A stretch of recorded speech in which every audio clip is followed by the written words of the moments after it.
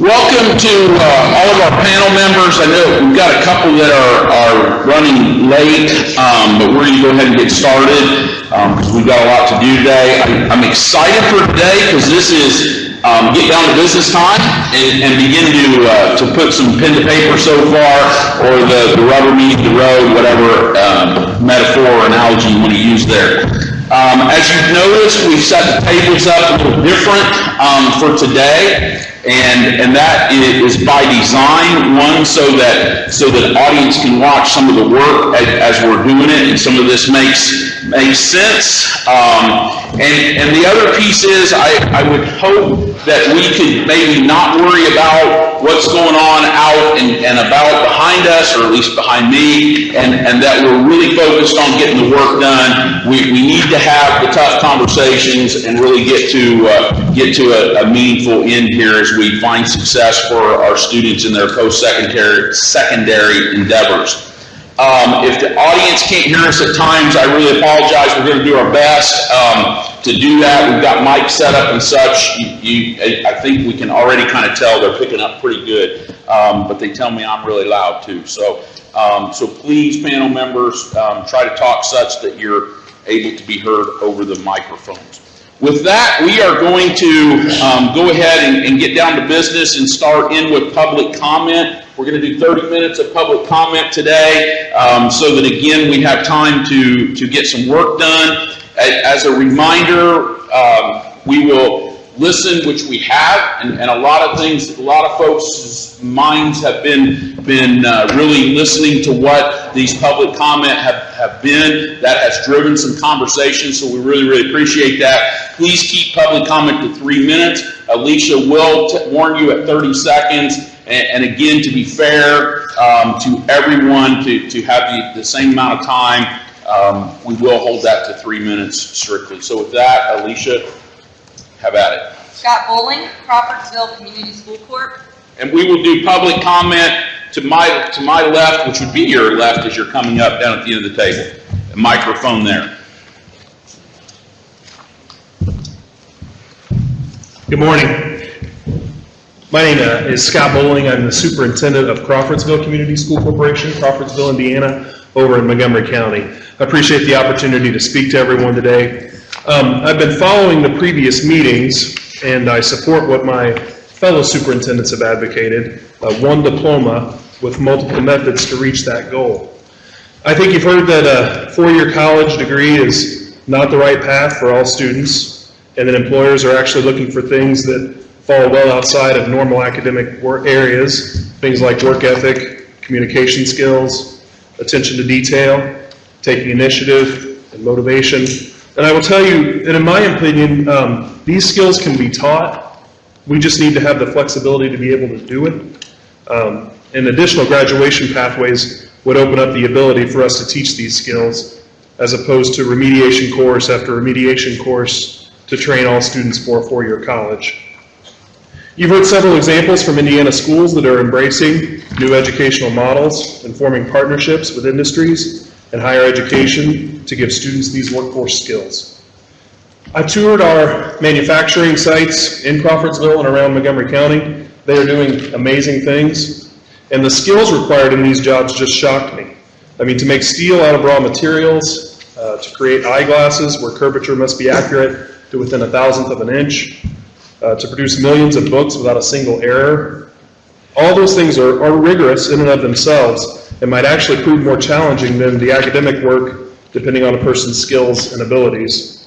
And so I think we need pathways to recognize that reality.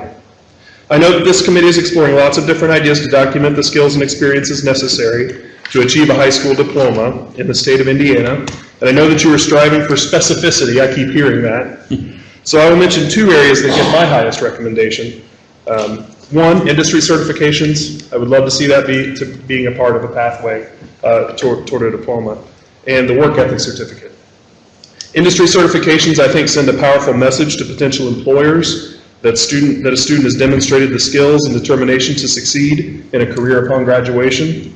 And the work ethic certificate, in my opinion, helps ensure that graduates are ready to be productive, hardworking contributors to our workplaces and communities. The work ethic certificate and industry certifications 30 seconds. also have the advantage of being able to be implemented in small rural schools. So in my opinion, they can be implemented across the state more easily than some of the other things that have been talked about. Appreciate the time. Thank you. Thank you. Kent DeConick, I'm sorry, Greenwood School. That's right on. Yeah, thank you.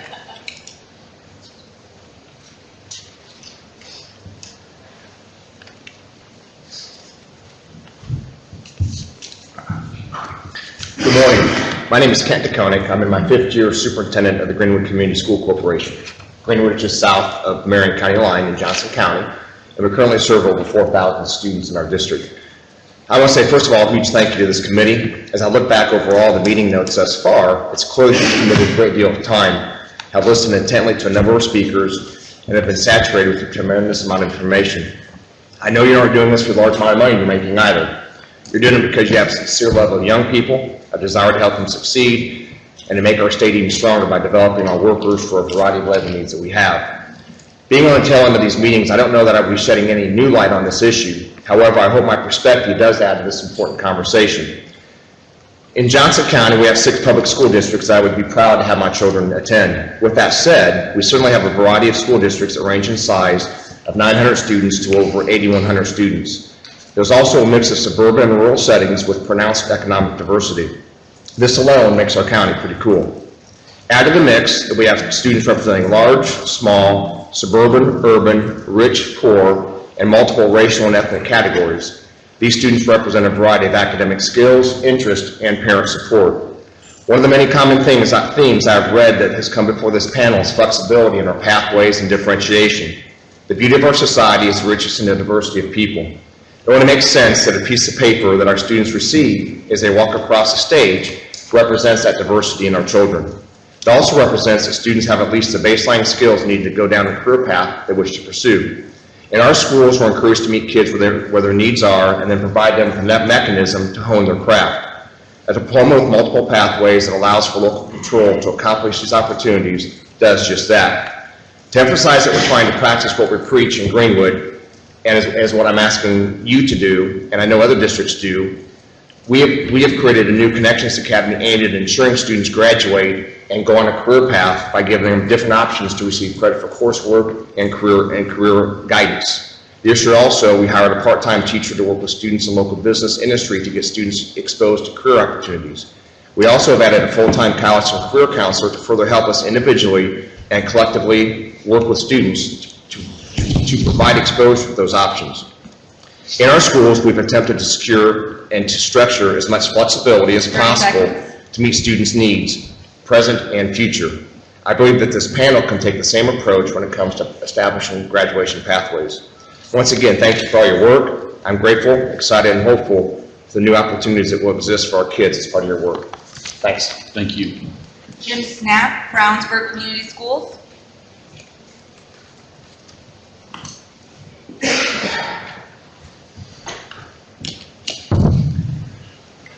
Good morning. My name is Jim Snap. I serve as superintendent of Brownsburg Community School Corporation. Thank you for committing so much time to hear testimony from such a wide variety of interested groups and individuals. The testimony has certainly provided you with important insights into the vast differences in our schools, but also the deep commitment of Indiana educators across the state to do whatever it takes for our students to be successful once graduating from high school. The past 2 years, Brownsburg Community School Corporation has been the highest achieving school corporation in Indiana in both math and language arts as measured by ISTEP. We historically have between 61 and 63% of our students graduating with an academic honors diploma, with only 1 to 2% of our students graduating with a general diploma. In spite of this very strong performance, we believe there is more we can do for our students. First, we operate under the practice that college will be an option for all of our students, not the option. Preparing students with the skills to be accepted, attend, and successfully complete the college is important. However, this is not the best pathway for all our students, and quite honestly, in our community, that is challenging to effectively communicate to some parents. Many moved to our school corporation. This year we added nearly 270 students, and we do not accept out-of-district students because they believe Brownsburg schools provide their children the best opportunity for success. But that success, in many cases, is not a 4-year college degree. That is why multiple pathways of graduation that provide a bridge to life after high school are the key. These pathways must be easily understood, including options and desired outcomes. Provide flexibility within and between the pathways, even into the senior year, fully recognizing the needs and challenges of students who experience mobility during their high school careers. Be rigorous and relevant, meaning they have value to our students and those who receive them following graduation. There are some concerns that are important to be considered as the draft is developed. 1, continue comment once a draft is released and work legislatively to allow for future adjustments based on measured outcomes in the field.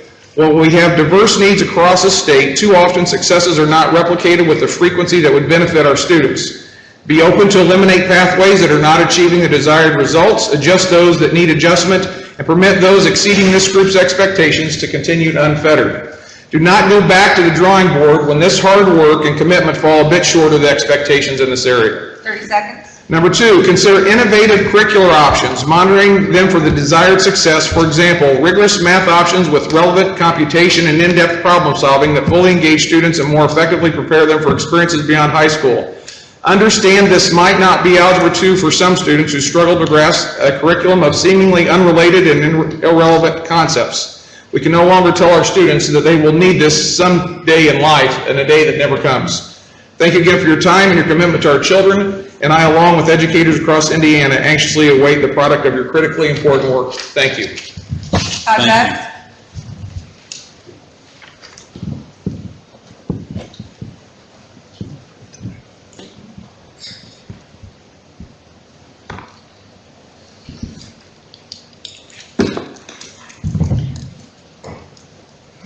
Good morning, Todd Best with the Indiana Association of School Principals. Thank you again for your service and just a couple meetings to go perhaps. So thank you again for all that time and effort and all you do.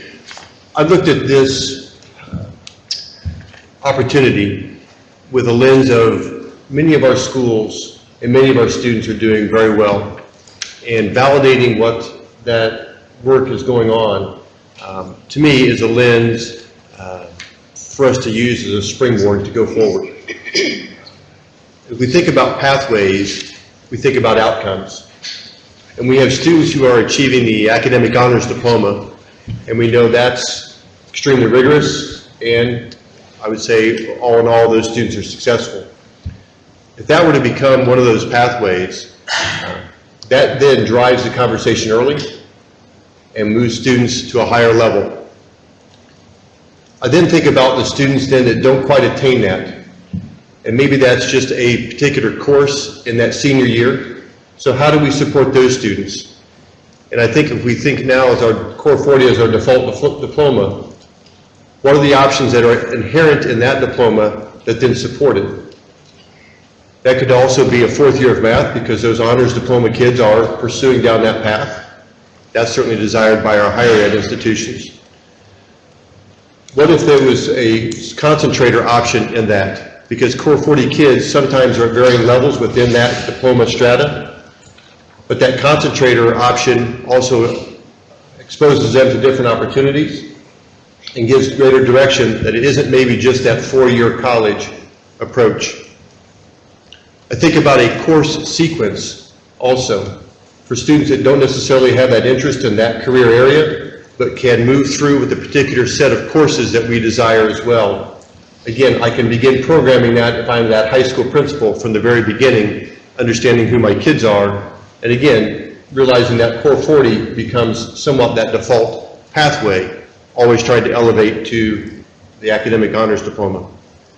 I think about our 21st century scholars, that they sometimes are those first year or first time attendees to college, and those 12 activities that they complete are well matched to try to help determine their path and determine an outcome for them with that GPA that they would have, and then all applying to college, applying for scholarships, and all those kinds of things. I think about also just a GPA for those Core 40 kids. Again, how are we supporting those that aren't quite able to get to that academic honors area? And that GPA in those core subjects often serves us well. Communication begins early, and we'll be there to do that for our students, no matter how these pathways come out. Time. We appreciate your help. Thank you. Thank you. Jeff Butts.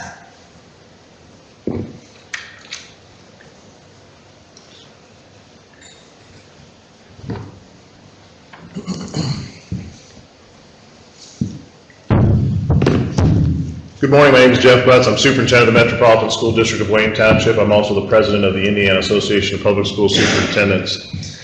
As I've had some interesting conversations over the last couple of weeks, I've become that guy.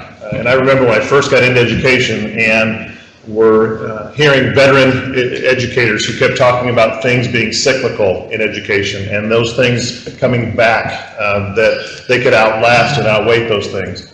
In 1965, President Johnson brought the War on Poverty and began the Elementary and Secondary Education Act. And it wasn't until 2001 that we found No Child Left Behind. We have a generation of students and teachers who have operated under no other system than No Child Left Behind.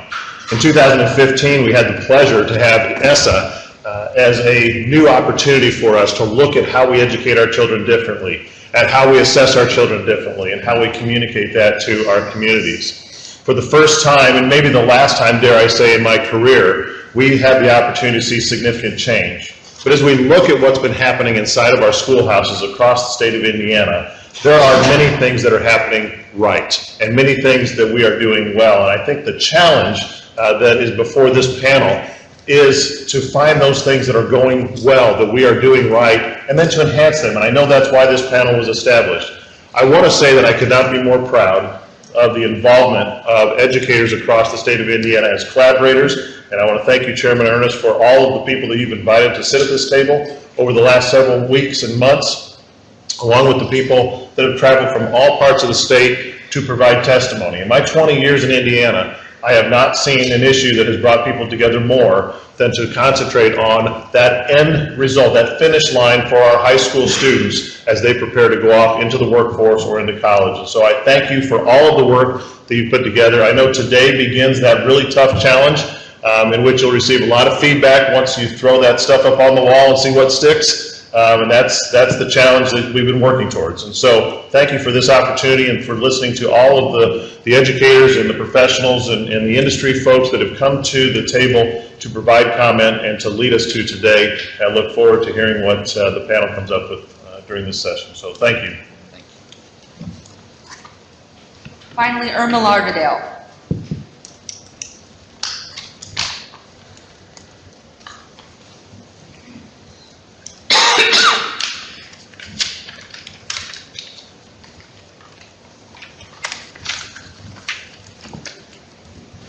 First of all, good morning. It's a pleasure to be here on this rainy morning. And can you imagine me going behind Dr. Jeff Bush? But, oh my God, you know, he's a tough act to follow. I'm here representing parents for the last 20 plus years. I've been a parent advocate in the state of Indiana, which I am very proud of. Very proud to have an opportunity to sit at the table with such great educators. Right now, just like Dr. Butt said, I would like to thank you for the hard work that you've done. I know this has not been an easy task, and I thank you so far for everything that you've done and for what you're yet to do. Sitting here, I have enjoyed most hearing the comments and the feedback that you allowed the students to have, because after all, this is their future and this is who we're talking about. I have been very impressed with the young people who have come before you and gave you some input about their education. Also, I do have questions as a parent. I'd like to know how many school districts in the state of Indiana, and I know it's all of them, but I'd like to have a number because I'm on my way to Northwest Indiana to do an in-service for parents about the pathways to graduation. A lot of times things get lost because we're so far away, and so I try as best I can when called upon to do the best I can with explaining them. So I'd like to know exactly how many school districts are impacted, and also I'd like to know how many pathways have we came up with thus far, and I like to know at least the names of them. I know business, college, industrial, but I like to know exactly how many pathways have we came up with so far. I'm also still always concerned about how these things will impact special education, because I have a lot of special needs parents that would like to know how is this going to impact their children. So I ask you to please be mindful when you're doing these pathways to make sure that they are included.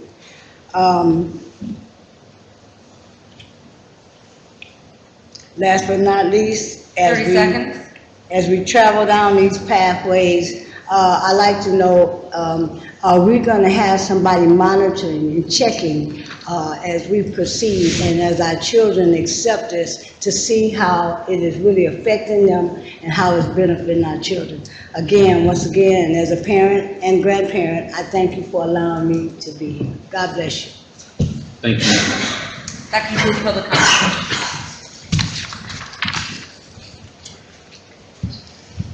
Okay, next, before we get into the work and just a little bit, you all know this, but just for those that are listening, over the last part of last week, Thursday and Friday, and then some on yesterday, had the opportunity to spend 30 minutes, some of you a little longer than 30 minutes, and really have some conversations around your values, those things that were no-brainers to you, so to speak, and really to begin to frame some thoughts.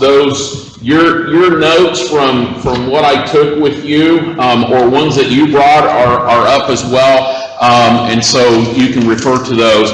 But one of the things that came up a few times in a few of these, and they were very similar, were some issues of some legal concerns, just things that that maybe were on your mind from a legal standpoint. And since from the beginning we've really had the Attorney General's office has been advising and watching this. We had that set up from the very beginning. And so it felt like it would be prudent, as any time with a school leader, we would look at those, and this would not be the end-all, be-all, but iterative as we go through to continually look at those issues. And so I had board legal counsel work with the Attorney General's office based on those items, and I believe there were 4 of them that we landed on that had been brought up. So I'd like to bring Chad Rainey up, our deputy counsel for the board, to give just a briefing of what we found from that this morning. And Chad, if you want to sit where public comment was, again, I felt like this was prudent. Thank you for doing that work.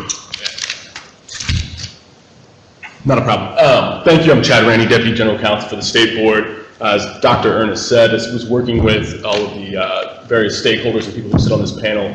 A number of legal issues were raised, or concerns about potential legal issues, and they seem to center around 4 common themes. The first one dealt with access to pathways and whether students were, or whether the recommendations in the board were required to adopt graduation pathways in such a manner that would ensure that every student had access to every pathway. So for example, if 9 pathways are ultimately adopted, does every school have to make sure that every student is offered access to all 9 pathways? The next issue that came up dealt with opportunity to learn. And from best I could tell over the course of the phone calls, it seemed like access to pathways and whether or not a student had an opportunity to learn were being conflated and talked about almost as if they were the same issue. The third issue that came up was questions about portability. What happens if a student goes down a pathway at school A, moves to school B, and that pathway is not offered? Will that student have an opportunity to pursue another pathway, complete the original pathway, and what does the state have to guarantee that student, and how should the board's adopted pathways comply with that? And finally, there were questions around the state's accountability system and whether there were going to be any issues with the fact that, as it currently stands under the Department of Education's ESSA plan, the CCR indicator involves a number of things that this panel has discussed as becoming part of the pathway. So what you would see is a substantial overlap where the CCR requirement is basically a built-in requirement for graduation rate, right? So if we require these pathways and they're the exact same thing as CCR, are we double weighting basically graduation rate in our accountability model? And what we found in conjunction with the Attorney General's office, we found was that Indiana's Constitution does not require that we afford equal access to all pathways to all students. And that goes hand in hand with the opportunity to learn, except for the fact that opportunity to learn typically deals with due process considerations when you're looking at whether a test or a requirement is fair. Has a student had an opportunity to learn the material that they're being tested? So taking these two things together, in short, the answer is no. Not every student has to have access to every single pathway. Then we go to the portability issue, and while that seems to be an issue that mostly involves implementation of the pathways themselves at the school level, it didn't really present that many different legal issues, at least not at the surface. There are, I guess, questions about whether waiver options available to students that go to another school that does not offer a pathway, they move it halfway through their senior year, whether that's an appropriate waiver consideration, who knows. Tends to be more of a policy issue than a legal issue on what we're going to do going forward. And then finally, with the accountability system, there again, that is almost purely a policy issue and not a legal issue. So to kind of sum that up, what we found is that there are no problems with what this panel has been doing so far. There are a lot of policy questions that are certainly within the purview of this panel, and then ultimately the State Board of Education, but they don't really invoke that many legal issues themselves. I'm happy to go further into that, but we will be reviewing, legal staff as well as the Attorney General's office will be reviewing the ultimate recommendations that come out of this panel to ensure that whatever the board sees before the board votes complies with Indiana law and Indiana's Constitution. So I think that at this point, I feel comfortable proceeding. So, Any questions for Chad? 2 questions. One, who did you work with at the agent's office? we are currently working with Kevin McDowell. Okay, did he give you written opinions on those 4 items? He has provided some analysis, but not in depth. So we'll get that as a panel at some point, the written.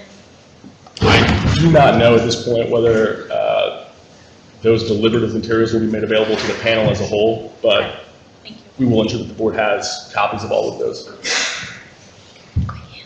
Thank you. Thank you. And again, that will be an iterative process. This was not the end-all be-all to that, but I felt like given that really 4 of you had brought up different things as we were on the phone and talked, that it was prudent to at least have an initial peek into that and look at that. So with that, we are going to get into the meat of things, so to speak, and I'm actually going to move here at one point, or at this point, because I want to talk about a few things to work us through the process here as we go. So one thing that I want to start with is just a list, and you can see I did a little bit of pre-work to make sure that we had some things. Wanted to just very quickly review and talk about the values piece, because that's really, when you think about it, that's what we've really been working on, this first foundational. We've listened to a lot of stakeholders in this piece.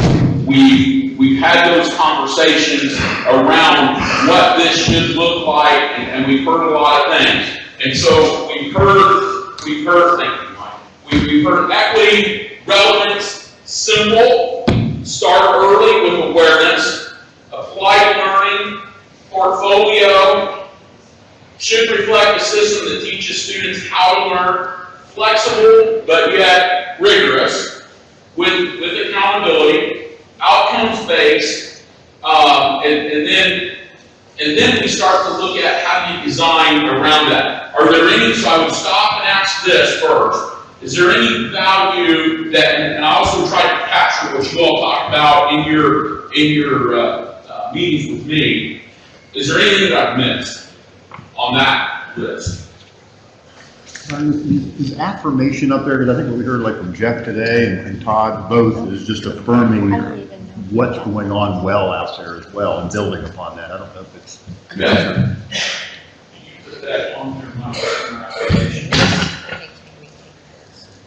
working, so we look at that, right? Absolutely. Anything else? Okay, so now, I think the next place that we go are into some principles behind what does this look like? Okay, and then so the principles become those things that are a part of or that become pathways. And so I'm gonna refer to, just because I think it helps you all to get a feel for what we were having the conversation. Some of you, I sent this as we were having our conversation, but in the conversations, it really came out that, and when you listen to the stakeholders that we had, they continually talked about, hey, we have to eliminate a system where you're looked at differently if you go to college than if you go to the military. Or if I want to be an electrician, I'm looked at differently than if I want to go to college, right? And so really, in my mind, as I began to put that together, it really became one pathway. And how do you really fit this in? And in your conversations, that's really the way that kind of came out as well. So bear with me for just a second here, just to walk you through. So I would start up here, and I actually made this into a stream, if you will, a career stream. And John Elsesser, you had to live through the drawing of this. You were the first meeting, right? And then Alan added to it with what they're calling my watermelon down here. But we started with this idea of middle elementary. We had lots of discussion around should it start kindergarten, should it start wherever. And I think most people kind of landed, as I go back and listen and look at notes, really some kind of a middle elementary awareness, and then some type of middle school career exploration. And we've got lots of things out there that can do that, right? So the one thing that I would just ask for at this point, because you can argue, is that a part of the pathway? Is it not a part of the pathway or what we were charged with? But I would submit and ask the group, are we good with that when we come forth with a recommendation that we would have in there that we should have, the school should have some type of middle elementary exploration, career exploration? I'm seeing nods. Would anybody be against that at this point? Okay. This is an encouragement or a statement that you would like to do that, not a requirement. Correct. Because I really, as we've had discussions, I'm not sure that's in our charge to from a grad pathway standpoint to require that, but we have said that we think that's certainly an important piece to that. And so I wanted to get that. Thought that was one of the first things we could do to take a look at. Representative Bain. Can Beth tell us, I think DWD has already launched career, what's it called? Well, with the DOE, the ICE pilot, so that's in the 8th grade space. So right now, 15 schools are launching that in 8th grade using Indiana Career Explorer. And that's the whole purpose of it, is to learn how to use the ICE tool, which gives you occupational demand information, wage information, training information, and the idea then is for that to go to all 8th grades. So we, I guess the reason I wanted it, I knew we were doing something nice. Yeah. I actually talked to Steve Braun last week about this. I guess parents are also encouraged to participate in that as well, is that right? Yeah, absolutely. In fact, there's money going to the pilot schools, and part of that is they're encouraged to get the parent piece, because I think we've heard that, and we've heard that here, that part of the issue is lack of parents understanding what all the options are. And, for example, that career, we've had that conversation many times, that career in tech doesn't get always the respect, I guess, for lack of better word, that it should, because it leads to very viable occupations and careers right now. So yeah, schools are being encouraged to use some of that money they're getting to figure out how to bring parents in and to educate them. No, I think that's just great. I think, I'm Yeah. not sure everybody was aware of what TWD and DOE were doing on that. Yeah. I think it's great, it's a first start and kind of plays exactly into what you were talking about there. And the ICE pilot, sorry, I just wanted to say, is with urban, suburban, and rural schools so that we can get feedback on how it's being best implemented and to share some best practices when it goes statewide.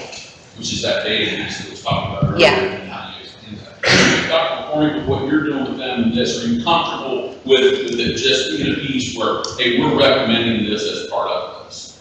The schools. Yeah, I think it goes back to what Senator Cruz asked, how it's worded throughout the plan. I mean, it's very early stages. Many schools Yeah. have done Naviance, Indiana Career Explorer, you name what it is, a tool, but usually at that secondary level, the PCC has been dropped down to the middle level for some time. So this, although pilot, the concept is not new. So I think the wording of it will be, I think we have to be careful with the wording, but I'm very comfortable with that. Okay, good. Just note, I added transparency and communication to the design principles, so that reflected the point. Yeah. And celebrate, because we've already got a couple pieces in our Next street. come on, you got In your the little wins. Yeah. The little wins. Meeting adjourned.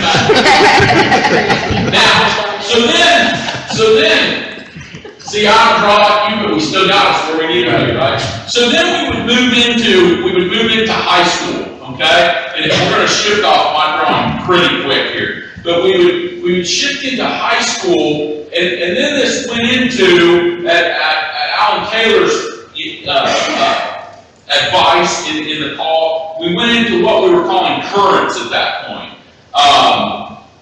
And so then you look at the individual areas that the law states and that we've talked about. So like AP dual credit, ASVAB, ACT, SAT, and that piece of that, right? So as we shift from this is when we would shift into, if you'll bear with my model here, then our model, we go into features of this, okay? So now we're getting ready to move into the features piece of this as to what are the parts of it, right? And then we'll get to the system piece, but we're going to do and you can do this back, and we kind of went back and forth looking at this as to which way, but features really, I think in this case, just because we have so many options, really come before we look at the system. Because if you put the system together, and then you're trying to fit things into either a round hole or a round peg into a square hole, or vice versa. So we'll look at the features of this at this point then. So to do that, I'm going to shift off of this particular drawing. Leave that up because I'll put this over. We may need to flip this up because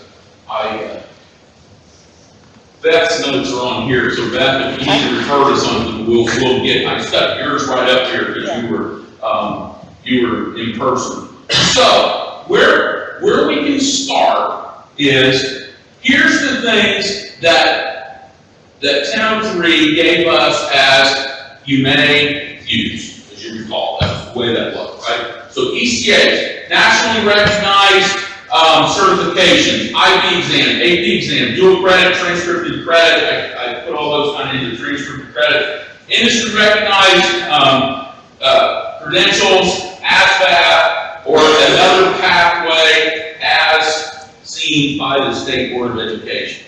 Okay? So now, let's just as a starting point, let's look at what are the other areas that we want to add to this list to discuss as features.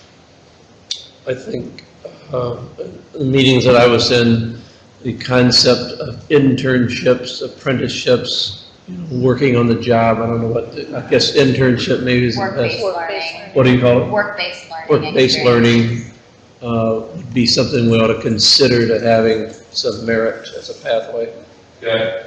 And we'd have to have parameters of what that would have to look like. I mean, I don't think 1 hour a week for 2 weeks is enough, but you'd have to have certain requirements that the DOE probably would develop for us. Well, I agree with that. I think that needs, I don't know that that necessarily needs to be a separate current or a separate pathway. I think that needs to be for all students. It's important. Just a question on that. I think there's a set of, I'll call them features, for lack of a better term, to use your language, that cut across all pathways. And I think what you said, Senator, is one of those. And I would suggest that soft skills is another one that cuts across. So where does that fit into your scheme this morning, Byron? Is that part of this, or is that another discussion of those features that cut across all pathways potentially? I think right now you put them on the list, even though they maybe cut across all, and then we'll start to separate those out. I would, as we go through each one. and you and I talked about this, I think both the work ethics and the work-based learning experiences need to be part of this stream, not part of the currents, because I want to make sure that every student has access to that. We had also talked about the potential for a financial literacy component as well. Those should all be for all students. So maybe part of the stream, either at the beginning of the stream, not part of the currents, or when it comes back together into the final stream for graduation. My only question with putting it on there is, if you look at that list, and those are all tangible metrics that have output measurement. When you put a work-based learning, what kind of tangible outputs do you get? And that's the question. I think it's more of the, as Carol and David said, I think those need to be embedded in all of them, but I don't see it as being an in pathway, because I just think that there's no account. I mean, you could go work at McDonald's, and is that going to be a grad pathway? I don't think, in my mind, that is where I would want to go with that. So I guess I don't see it as being, I think all those things are very important, just like everybody said, they need to be embedded everywhere, but I don't see it as being a pathway. Well, I do want to make a distinction, like if you're doing work-based learning, technically speaking, it has to be related to the pathway that you're in. So, you know, going off, like getting a job, just a job unrelated, wouldn't necessarily be work-based learning. That has to be connected to the learning that's happening at school. Just wanted to make that distinction. There's a lot of, another way to do it, I think, say what Beth is saying is, when we say work-based learning, I would define work-based learning as an experience within a curricular program versus a summer job. But I still would ask, how are we controlling the outcomes? I guess it's like, so you have a work-based learning experience, is that all you have to do to graduate in Indiana? And I think that that's the question that I have as to how it could be a pathway in and of itself without having a portfolio or something added on to kind of be the capstone to determine that the competencies have been met. I think right now we're just putting it up as something to consider, right? I mean, not. I would probably suggest put it all, and then we sort that piece out as we go. I mean, to me, really the question is whether, I think everything on that list to one degree or another has validity, or merit, but whether any of those things in of themselves constitute a pathway, and I would argue no, if they're not packaged with other things that sort of validate that. Beyond that, I mean, this is something I think that either this group or a subsequent group would have to spend some more time on, but there are ways to validate work-based learning experiences. What I've read is it's usually, one, there's some sort of deliverable at the end of it, student work product, and it's usually validated by a combination of the student, somebody at the school level, and somebody outside the school level. It's not as neat as a test score, but there are ways to validate it other than just saying, you know, we worked a part-time job for a semester. Right. Else want to add anything? I guess to go back to my question, there are things that cut across, and I'll use the example, soft skills. Soft skills is, I don't think should be on that list because as you introduced it, it was features or pathways. And again, soft skills cut across. And so I think there's a separate list of things that cut across all of the pathways. So I see a separate piece of paper up there that would get us to those things that cut across. I think there's agreement on some of those, that we could build some momentum here by looking at those things that cut across, like soft skills. For example, does anyone disagree that soft skills should not cut across all of the pathways? Anyone disagree with that? No. So we have one. Yeah. So maybe we have some momentum. Yeah. And what would be the other ones? So is everybody comfortable that everything's up here? That you want for areas where they cut across or don't cut across? Can you talk through them? Or did you already? I can't really read that very well. What do you need? Is reading clear or you? Probably my writing. Should I read through them? It's Yes. so fancy that it's hard to read. So the ones that I think we heard today, work-based learning, apprenticeship, core skills or soft skills. I'll just add the rest of the list that we have here. So work ethic certificate, technical skills. So I mentioned that this really ought to be one pathway. GPA was one that's been brought up. So again, my understanding is these are potential elements of that design. I said work-based learning, CTE, concentrators, multilingual proficiency, industry recognized credentials. You know, and my argument would be all of those now cross all the pathways. I would even say on this list, you're going to cross pathways through all those things that are listed. Hence the reason why we have graduation diploma types that could be easily grad pathways leading to the one diploma. Because everything's going to cut, or we would hope, for rigor's sake, many of these things cut across all, if not several, of the pathways. But likewise, for me, to make it more permeable, you want to make sure that you have the foundation so that you can have some flexibility to move in that and not be tracked and, you know, have a dead-end track if you change your mind. Like our diploma types, you can come in and out. Yeah. Absolutely.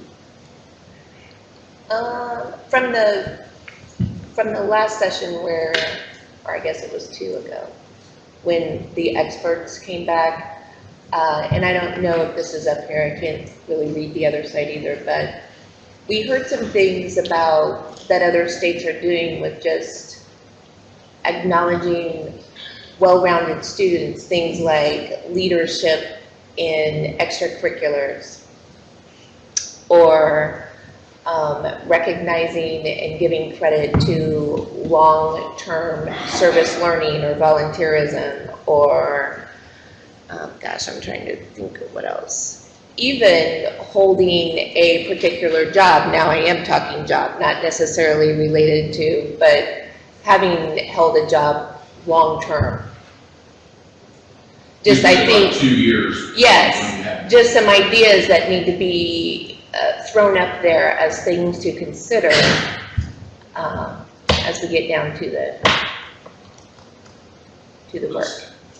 Can we throw up over here, not throw up, but throw up over here that we've got like leadership in extracurriculars, Yeah. or, you know, they talk about athletics as well, and then the long-term job, because you had brought that up on your chart. Yeah. You had a job for 2 years in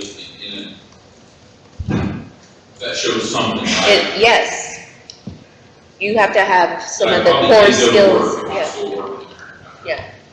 How are we calling that one?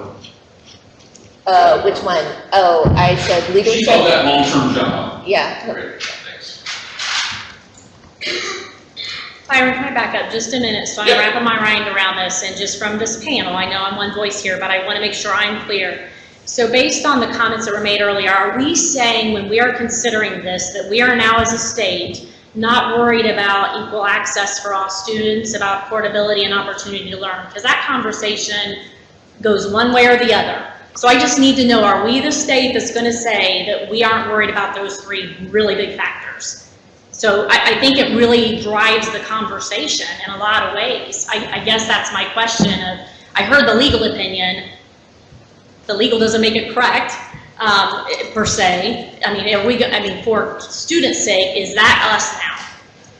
I mean, I think that is a big philosophical question that this panel needs to tackle.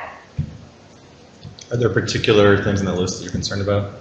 I just think it frames a lot. So depending on where we go with the conversation, I mean, if we are saying equal access for all students, the conversation gets very narrowed in a lot of ways. If we're saying we're very concerned about portability, I mean, it really changes the conversation. So I'm just looking for guidance on, I know we're broad right now, and I respect that. I just want to make sure I'm clear on, did we just say that? Based on the legal opinion we got, is this what that panel is now saying is the state of Indiana?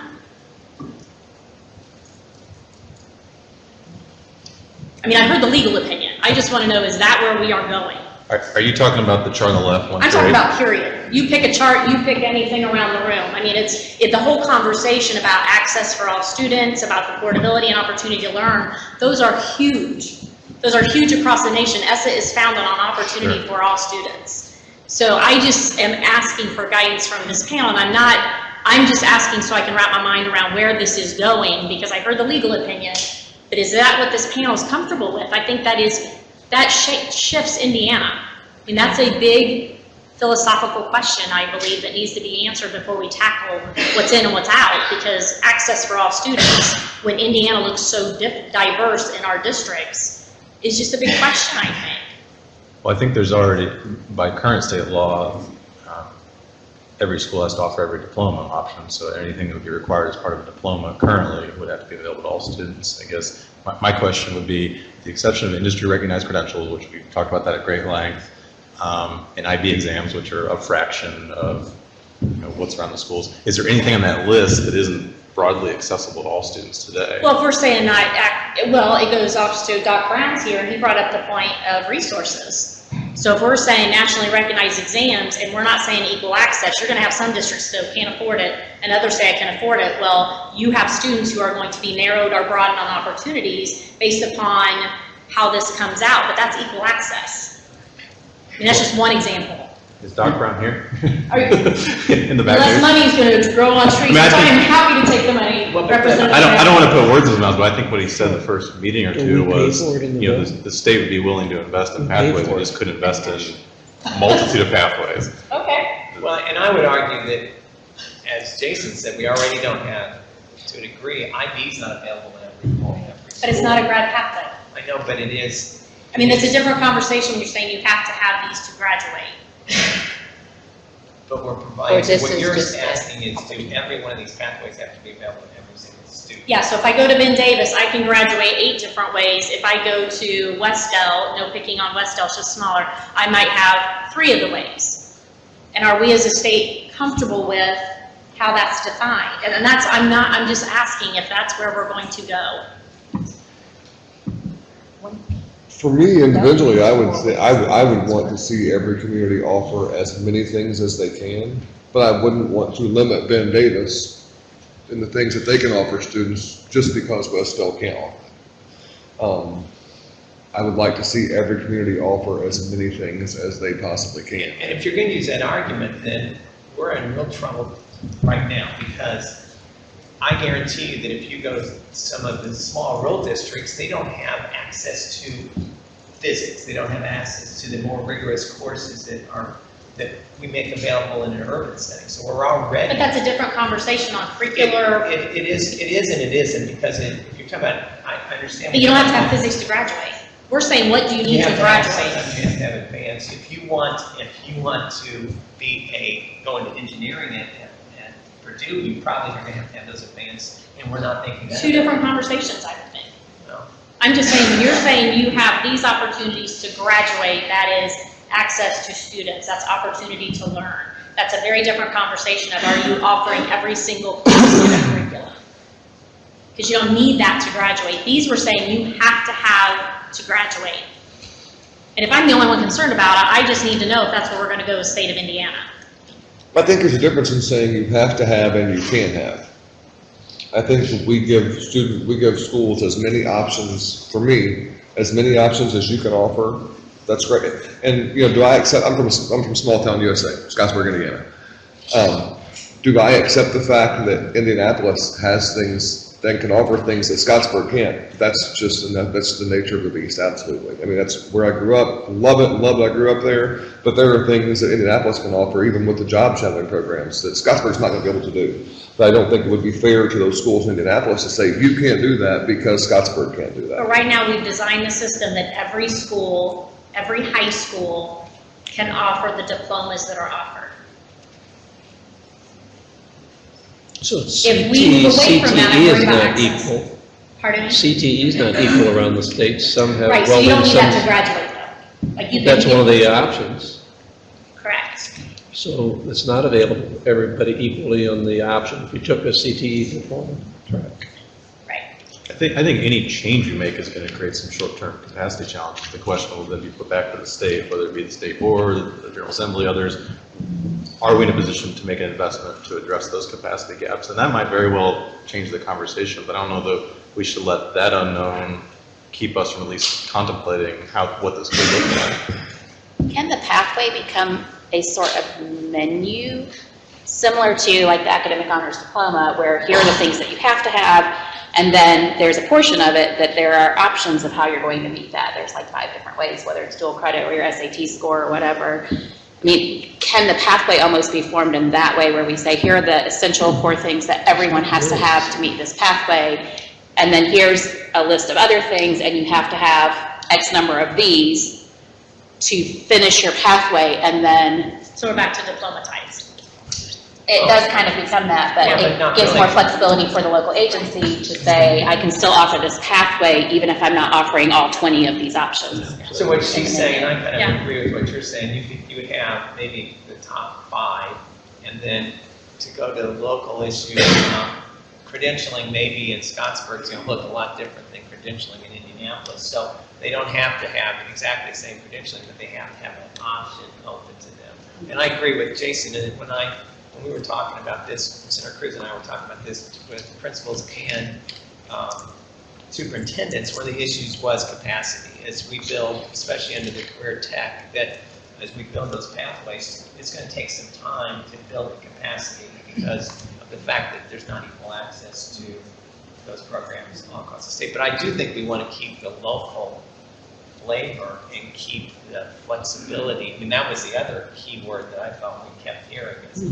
flexibility. And so I think it's, so I guess I really appreciate what you're saying is having a menu, and then, you know, you have to have these, and then under these, you have to have so many, and then, but you still would not totally meet what Superintendent McCormick's saying, because I love the everybody's- local flexibility. I think we get that right now in our graduation diploma types. I mean, there's a lot of flexibility in that, and I think that's celebrated in Indiana. I think we are ahead of the ballgame in a lot of respects for that. So it goes back to what are we doing well? We are doing that pretty well. Now, can we always improve? Absolutely.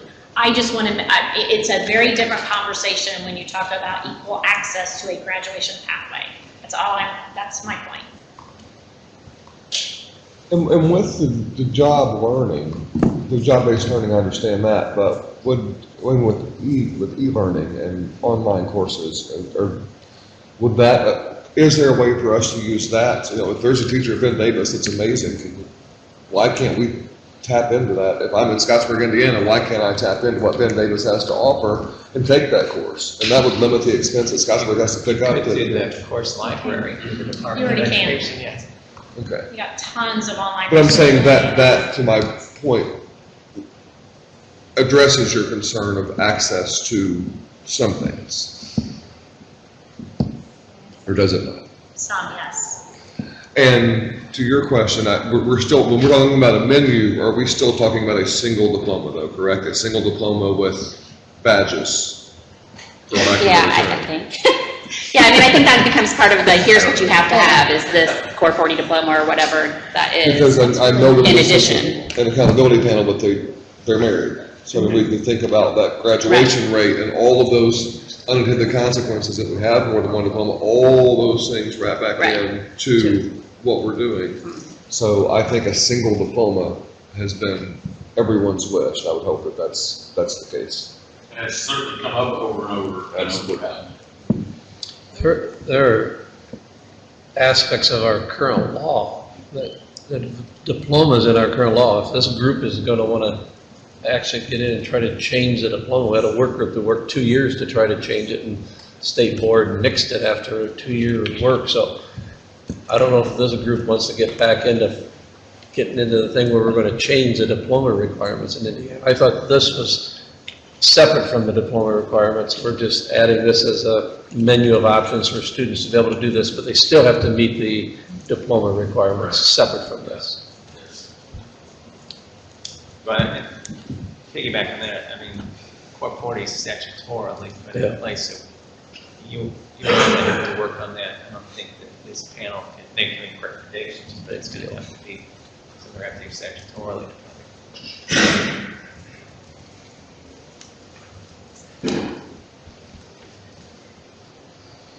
So I think right now, just to make sure that we're good, I think what I heard was, We're not worried about equal access.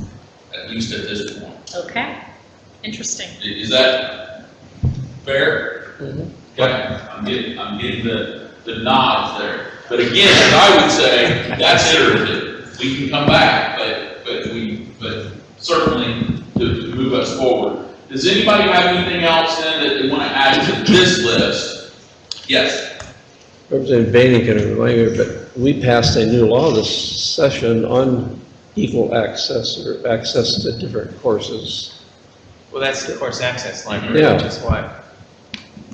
That's what you were referring to? Yeah, so that it kind of mitigates some of the argument, and frankly, if Ben Davis has something they're offering, I mean, that's one way we could kind of meet both standards, is that maybe we require the department to take those programs and make them available statewide so that they're electronically and they can be adopted in the local communities. That would provide access that way. It's in our state law today.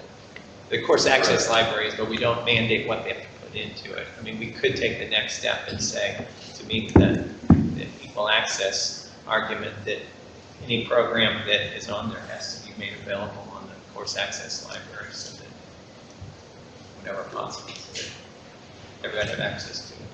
Well, Mr. Chairman, not to drag us back for a second, but I am concerned about equal access. I'm concerned that students across the state don't have equal access to the options that are on the table under the current system. So I think that's a concern. The question is... But we do. We have equal access for graduation requirements. We don't have equal access for courses. Two different things. Everybody has access to diploma types. How you get there is your local flair and your course offerings. Every student has equal access to trying to get to whatever diploma type they can.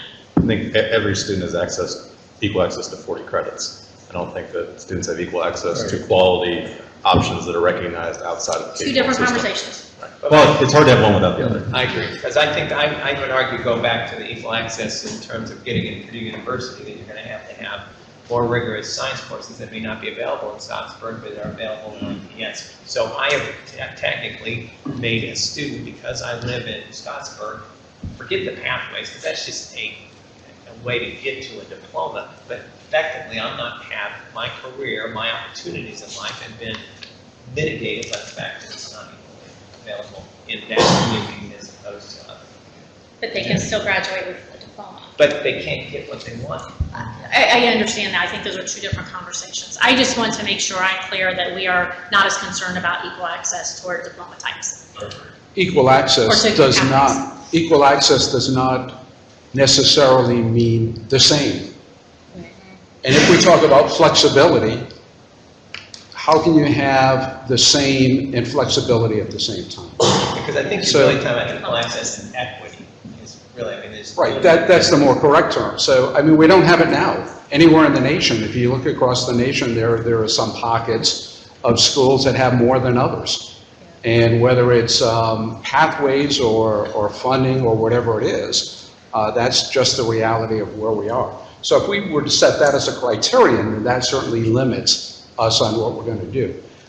Anyway, we're talking about structure. We haven't even agreed on what the components of it are.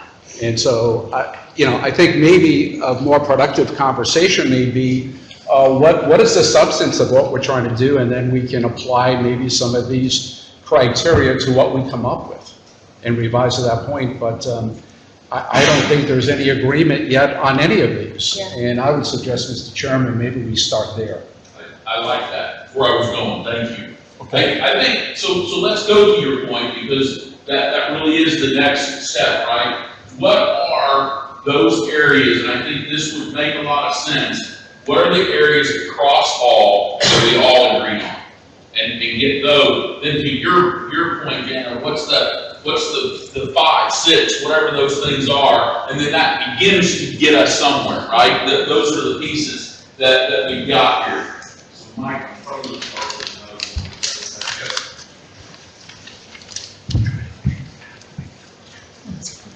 So, Dr. Freitas, I know one of yours. What's the one that you want to throw up on the board that goes across all Equal the access, right? No. Soft skills has been the one that I've heard since day one. I don't like the term soft skills because I think they're hard skills. So I'm going to use another term for soft skills called essential personal skills, in parentheses, soft skills. So I guess I would ask whether or not there's consensus around that. Those are things like resiliency, showing up for work on time, showing up for class on time, all those basic core things that every student in Indiana, I think, needs to have in order to be successful. Persistent is another, grit is another. I like it. Everybody?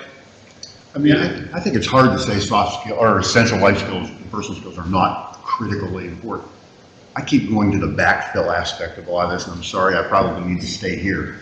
How do we measure it? How do we determine there's rigor? How do schools implement that, formally, consistently, across all schools? So we're doing that now through DWD. There's the work ethics, the governor's work ethics certificate. There's a template in place that schools can use. There's 19 school districts that are getting funding from. Yeah, and more are in the pipe now, but what I do love about that is that it provides the local flexibility because it has to be developed locally. So every community where it's in place looks a little bit different. So I do like the idea of that. But there's a framework in place. There's a framework. So that there is accountability. So we're saying this is an additional thing schools will need to do in terms of, I just want to measure Some of how them much are stuff already is doing some of backfilled. these things, right? Some of them are already figuring, they're already counting attendance. There's a lot of things that are already being done there. I'm not familiar with the certificate. No, it would be, you're right. It could not, right now, you couldn't just roll that out and say every place in the state's going to do that because it takes a goodly amount of time to do it right and to get buy-in and input from your local industry so that that work ethic certificate means something. I mean, Alan, you couldn't have been through this in your area. Well, yeah, yes, it takes a lot of work to implement it with fidelity. It will take a lot of professional development with your staff because it's conversations that you train your staff to have K-12 with your students. Then there's the other aspect that Beth just mentioned. The other side of that is trying to do business partnership and having your local communities value that work ethic certificate when a student earns it, value it in some manner. So I agree with you. I agree with both of you. I think it cuts across all sectors. Absolutely. Pick any industry sector. That's the first thing you're going to have a conversation about is the work ethic, soft skills, whatever we call it. It's hard to measure. It's hard to, is it a unit of instruction or is it a K-12 philosophy and culture within a school? And the most effective is going to be that culture and philosophy within the school, but then how do you implement that? That means a willing school corporation and business community. That's a tough one. It's a real tough one. And I don't want to see us get too deep into the weeds. And we're a state board, so I would like for us to, framework was a great term, for us to lay out the framework as to this is what we'd like to see. and this is an option you can use, work ethic certificate. But if we're asking schools to go out and have conversations with their businesses, they need to listen and they need to put that stuff into play, because if we don't, then we lose those businesses. If I go out and ask Barry Plastics and Sabic and Vectron, what do you want? And then they tell me, and then I don't use that, I lose those three people. I lose my three biggest employers, and I'm talking Evansville specific here, obviously. But when we have, that's why I would like to see us say, this is where we want you to be. Soft skills are important to us. Do what you do. I mean, we have great people working in the state. Let them figure out how they're going to do that. And if we could say, if you're not going to use a work ethic certificate, then whatever you are going to use needs to be approved by the state board or the DOE. Who does that, I care less about, but maybe let them be the innovators. Let those local folks create stuff, and they may come up with, they will come up with better stuff than we're going to come up with. I definitely think work ethic certificate is something we've heard over and over again that might be combined with something else. Great. Because it definitely gives a student something to walk away and go to the next level, whatever that is. And I think that we've heard from a lot of school leaders who have said this means something in my community because it's not attainable by every kid. So if you earn that, it means something. So it should be part of the stream, not a current? That whole talk confuses me. But Like drowning either way. I don't understand the stream current talk, but definitely what makes more sense to me is I've heard so many school leaders talk about kind of stackable credentials. To me, that's a credential that can be combined with something else. So, or Carol, if I'm already doing something at my school that I consider to be a work ethic component, could I at the local level measure that against your rubric in some way? I think so. I think you can incorporate it. Yes. Okay. Yeah. So that'd be a resource if I was doing something that I felt like was, was that, I'm sorry. Well, no, it's all right. Is there, maybe there's a thought, because you're talking about, again, all students right now, the way to measure this work ethic and improve the work ethic, soft skills of all students, regardless of what pathway they eventually choose, but an upper level before they choose those pathways. I think that's what you're saying. So what I'm recommending is that this would be a core that would apply to all. Okay. That I see us potentially recommending this as a framework, as a topic. And then the flexibility comes in for each local to decide how they are going to implement that and how they're going to measure it. So work ethic certificate is one way that we have a number of schools already doing it. Right. But there may be other ways to do it. And so I'm pointing it out there. I hear that from so many people that we need to do that. So I'm willing to put it forward as a framework, maybe a set of standards or understandings or topics, like persistence, grit, things like that. But not to mandate more than that. Leave it up to the school districts to come forward. Last meeting we had a superintendent talking about his PRIDE program. Right. And I was really impressed by that. But I don't think we should mandate the PRIDE program for every single school corporation in Indiana. We leave that to the local level to figure out how to apply that framework, how to measure it to demonstrate that their students have met those standards. And DWD has already done that. I mean, they've already developed a framework so that it can be tailored by each individual local entity. Right. So I think this is the easy one. There's already a framework, there's already a set of standards. And could it be going back, tying the two conversations together from Jana and yourself, maybe a menu, and maybe something that Beth had said up front that has students choose, I've seen these in other states of some of the readings we've had, 2 or 3 of this list, which could be community service, which could be a summer experience, which those are going to demonstrate the skills that you're referring to, that a student would choose, co-curricular, extracurricular activities, hit 2 or 3 of these, the work ethic certificate program, maybe that's, I don't know if that would become one of the menu items or not, or if these are activities that would demonstrate the work ethic, but Yeah. maybe there's a menu system early that all students choose 2 or 3 from. Would it be more That would be, appropriate? let me just finish. That would be determined at the local level. Right. And so every student would have equal access to essential personal skills, right? So everyone's going to get it, but whether there's 2 options, 10 options, 1 option, that's going to be determined at the local level. But every student will have an opportunity to have that experience. And you're talking K-12, correct? We're not talking 9-12 now. I believe the work ethic certificate is 9-12 centered, is that right? But we're talking K-12 with soft skill exposure, because I think the benefit will be reaped if there's more time in elementary school, without question. But I think the benefit, if we're teaching those skills and of being resilient and having a good work ethic, the unintended benefits will play into high school as well. So I think the earlier we can introduce it, and I'm a favor. I don't care how you do it. I just want to make sure that you are doing it. Well, if you think about what Andy Mellon talked about in the PRI program, he talked about how they had fewer referrals for discipline, so it actually impacted, because you started early on, it's the impact. I would say my only concern with, and I'm totally okay with this type of thing, the devil's in the details, what are you going to partner this with, because I do not believe that is adequate pathway in and of itself.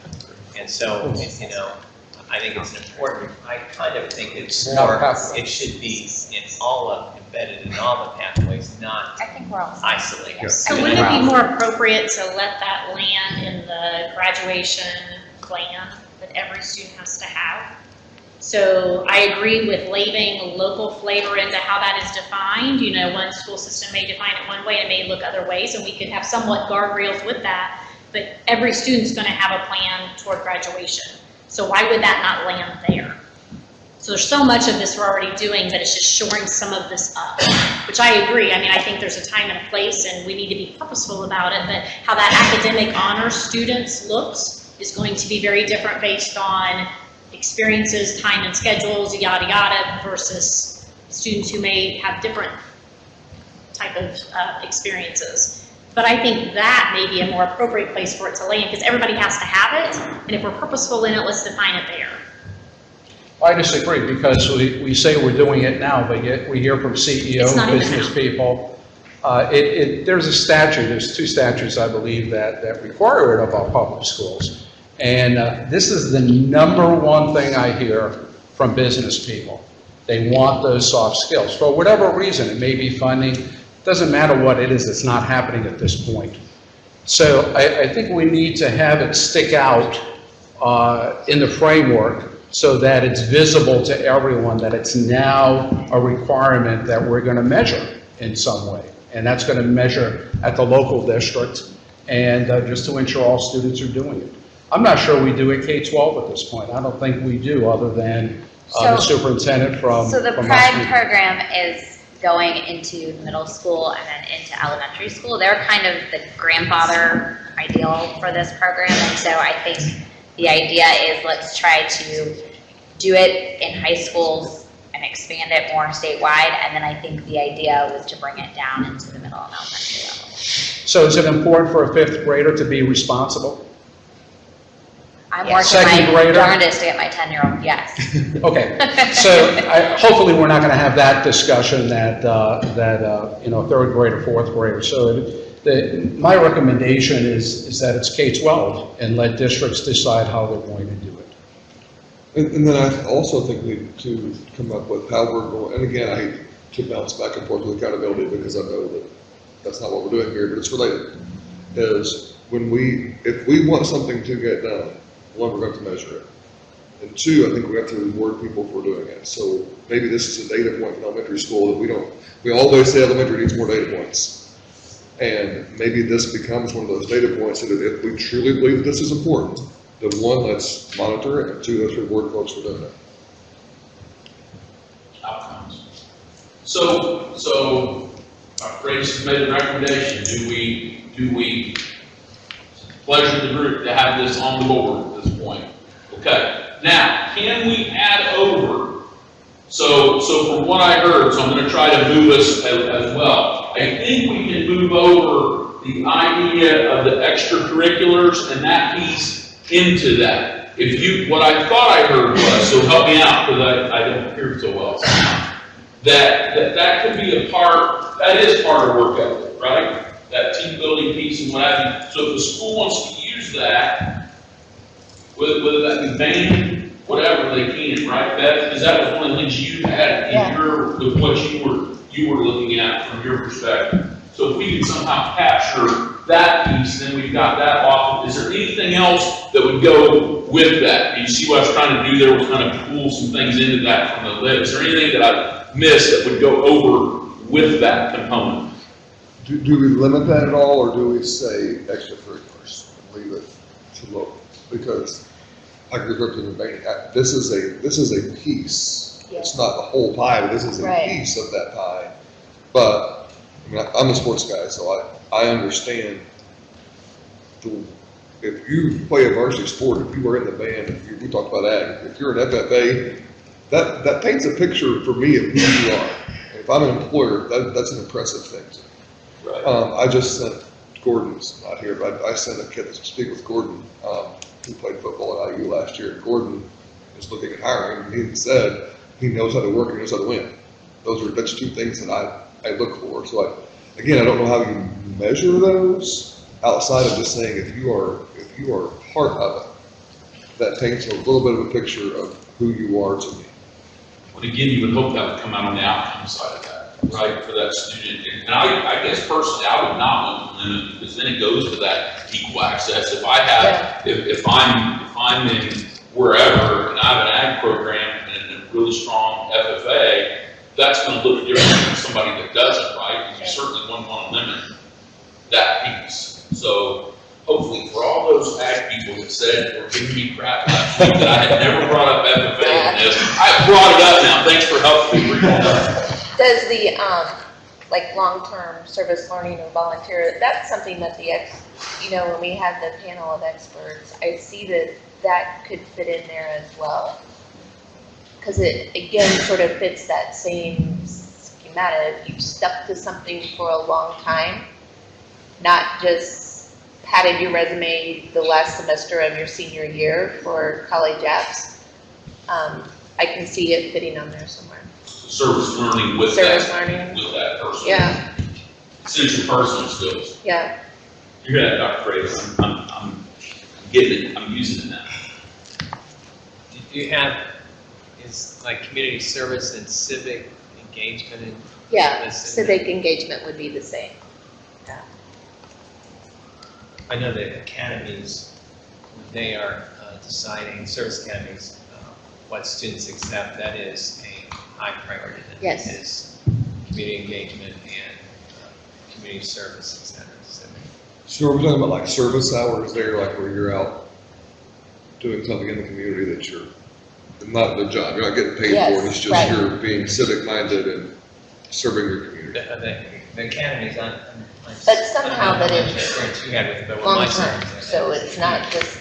Indicator. Do we want to put a number to that and say that we would like to see X amount of hours? I mean, to say that I did a service hour. Right. I think you have to set a minimum. We have a yeah, that was my question. Yeah, what does that minimum look like? Yeah, we already have a service learning program, and so we expect our students to do 10 hours minimum a year of service learning. It has to be for a nonprofit. They can't get paid. Yeah. So they end up with 40 hours by the time they graduate in order to be considered a distinguished service learner when they graduate. So I think you have to set some kind of minimum of. But what if you leave that to local control again, giving? Who's going to count all those hours? I mean, like my kids, we've turned them in. Like my kids, they do 10 hours a semester right now. Like they literally write that down. Someone signs that form and they give it to school. They do 10 hours each semester.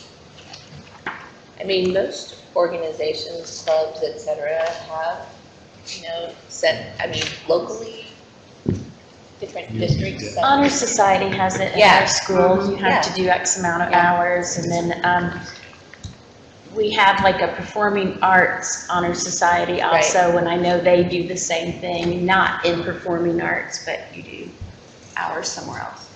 It's a local control there. And with this, we're saying, again, just understand, we're saying this is something you can do, like you have to do. Right. This is something that you can do. Well, because you could have integrated learning in there too, where, our service to the community is actually a part of a class work, right? And it's things that really impressed me with that Evansville does, Valparaiso do with their universities to do that. And I know some schools are doing that too, so you certainly wouldn't want to take away from that either.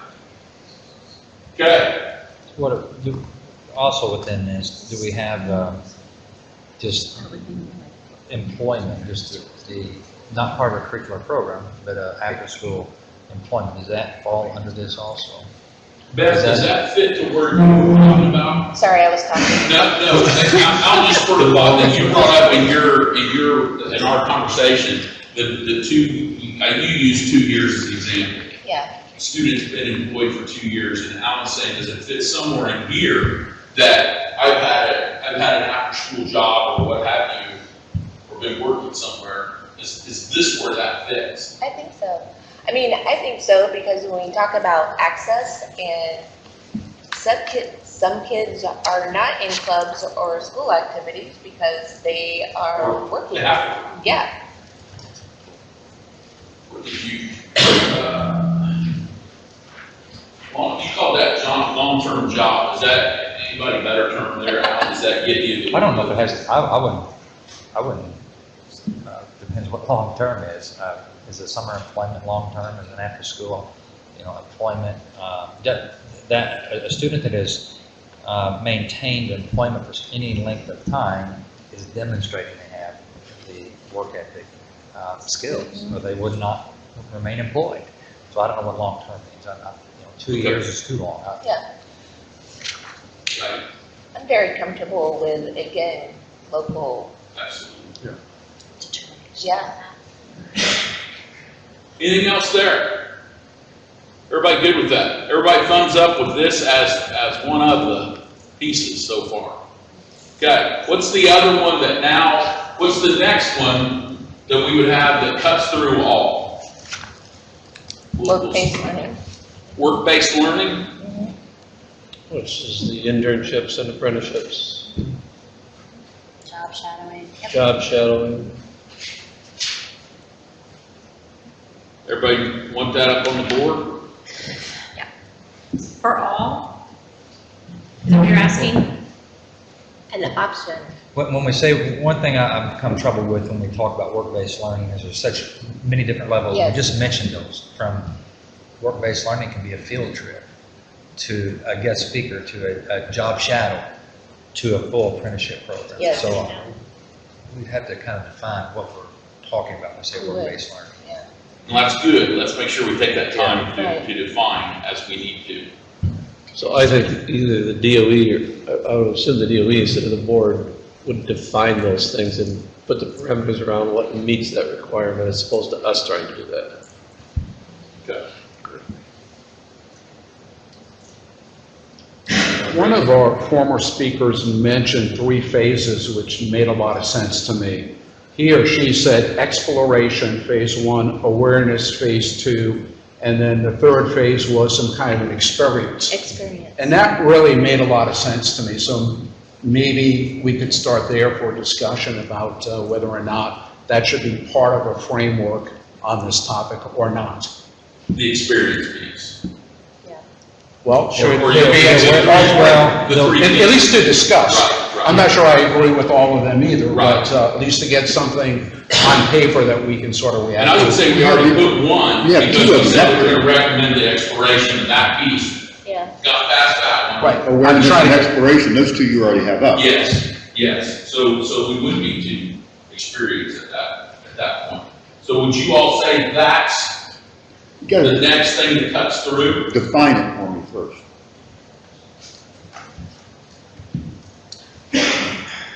Well, I the think- definition of work-based learning at the experience level is that, as Alan said earlier, you're getting something in the industry that you can't get in the classroom. I do hear, I mean, I think to say that that can happen everywhere for every kid is ludicrous right now. We don't have the capacity for that. But again, for those where it can happen, I mean, there's amazing learning that can occur. But that is the definition. It definitely happens at the work site. And even with the DOE's work-based learning, typically you're meeting some of the standards in the curriculum on site. Yeah, I think the definition has to be clear because I worry about our students who it's very difficult to fit that into a schedule when you're pushing as much rigor as you can. And I know your Purdue's of the world, and I mean, they rely upon that. But, you know, you're pushing rigor, and the kids are taking it. And I think it's just how that will be defined is what concerns me. And then, you know, with all of this, you got to think about the complexity of the audit. So it will feed into accountability, period. So we're kidding ourselves to sit there and think of this, and the auditing pieces is not to be considered. This will play into accountability, because I can't imagine Indiana, but after today I don't know, but I can't imagine Indiana saying we're going to take graduation rate out of accountability. I don't think that's going to happen. Maybe I'm wrong, but so all this is going to play into accountability. So you're talking about a complex auditing process. I mean, we hear from schools all the time now on the concerns of reporting and tracking, and I'm not trying to, but this is the reality of it. I'm just putting out there. I think to ignore that with all of this, knowing it goes into accountability, boy, I'm not saying it's not important. I'm just not sure this is the place for it.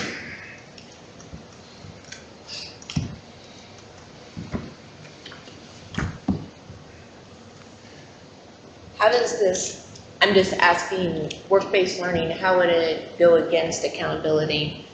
I mean, what's your concern with work-based learning? If it's a requirement for all students to graduate, somehow the underlying is something of how this, it may not be a pathway, but it underlies in all the pathways is what I'm hearing, then that will go in, you have to have some type of reporting mechanism. Now that one actually might be easier than some of the others, just because of the CTE mechanisms for tracking some courses, but boy, and you all who are in the K-12 world understand the complexity of that auditing mechanism. Right, but that would be huge. We're not necessarily saying this is required for all students, are we? Aren't we still putting ideas up, or am I missing something? I thought these are going to be recommendations, not requirements. Opportunities. Or opportunities, whatever. Yeah, and I'm even trying to get a definition of when we say cut across, does that equate I'm to hearing requirement? I mean, is that, or is that, you know, an option? Well, I will tell you what I meant was you can do work-based learning in any career pathway. So that's what I was meaning by it cuts across all pathways. Right. But I don't see it as being an absolute requirement for all students by any means, but it has. So soft skills, we're saying everybody. Yours, we're saying not everybody.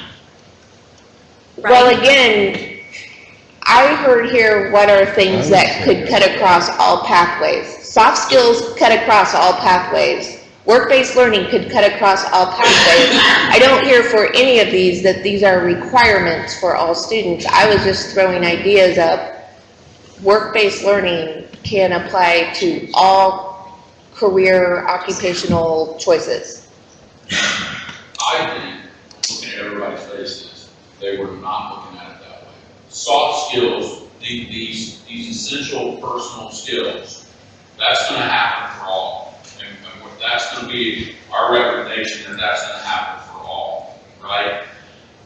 Now, to your point, the work-based learning, yes, could happen in any. You are not suggesting, though, that work-based learning, every student should have that. No, I think that would be difficult to attain. Is that what everybody heard? Then I think that is, I mean, that's where we are. Yes, but I would I would argue that every student needs some opportunity to apply what they've learned in school outside of a traditional classroom setting. That might be a work-based learning experience. That might be a service-based learning experience. That might be a project-based learning experience. Maybe it's even through some of these other things that have been talked about. But I think what we've seen from, and we've heard this from both employers and from colleges, is that a lot of our students have a hard time transferring, applying what they've learned in a traditional K-12 environment in a different context, which is the context in which they're going to be expected to do it. And so I think there are a number of different ways to satisfy that, but I would argue that, and maybe this isn't the right term because every term has baggage, but some sort of applied learning component, which could incorporate all of these things that we're talking about here. And so you're saying that there would be a component required across all that would be an applied learning? I think, yeah. Yes, and I think the state could provide a significant amount of flexibility in a number of different ways that a student and or a school could satisfy that, most of which I'm guessing already exist in some form currently. I would support or can support if it's at the career awareness exploration level. You know, if it moves up higher than that, it would be hard to say that's for all, that we want to guarantee that for all students. But at the awareness and exploration level, I mean, it really can fit under it says work ethic certificate, but it really, instead of saying work ethic certificate, could it just be, that's the bubble, that's work ethic and career awareness, career exploration? Could it be one title in some manner that it's, and so then under, there's just a couple of more bullets that we add to that. Because right now that's the title of that, right? It's kind of work ethic certificate. Or is that, you have that? Can I hop in since we're speaking Yeah. to the models for a second to clarify what I'm hearing, and you guys correct me? But there's definitely some difference speaking at levels of, are we talking about pathway or requirement or what's the model? So to quickly say what I understand from what I've heard, based on these essential personal skills, what I heard was let's have a conception of a student that considers these types of skills that everybody is clamoring for.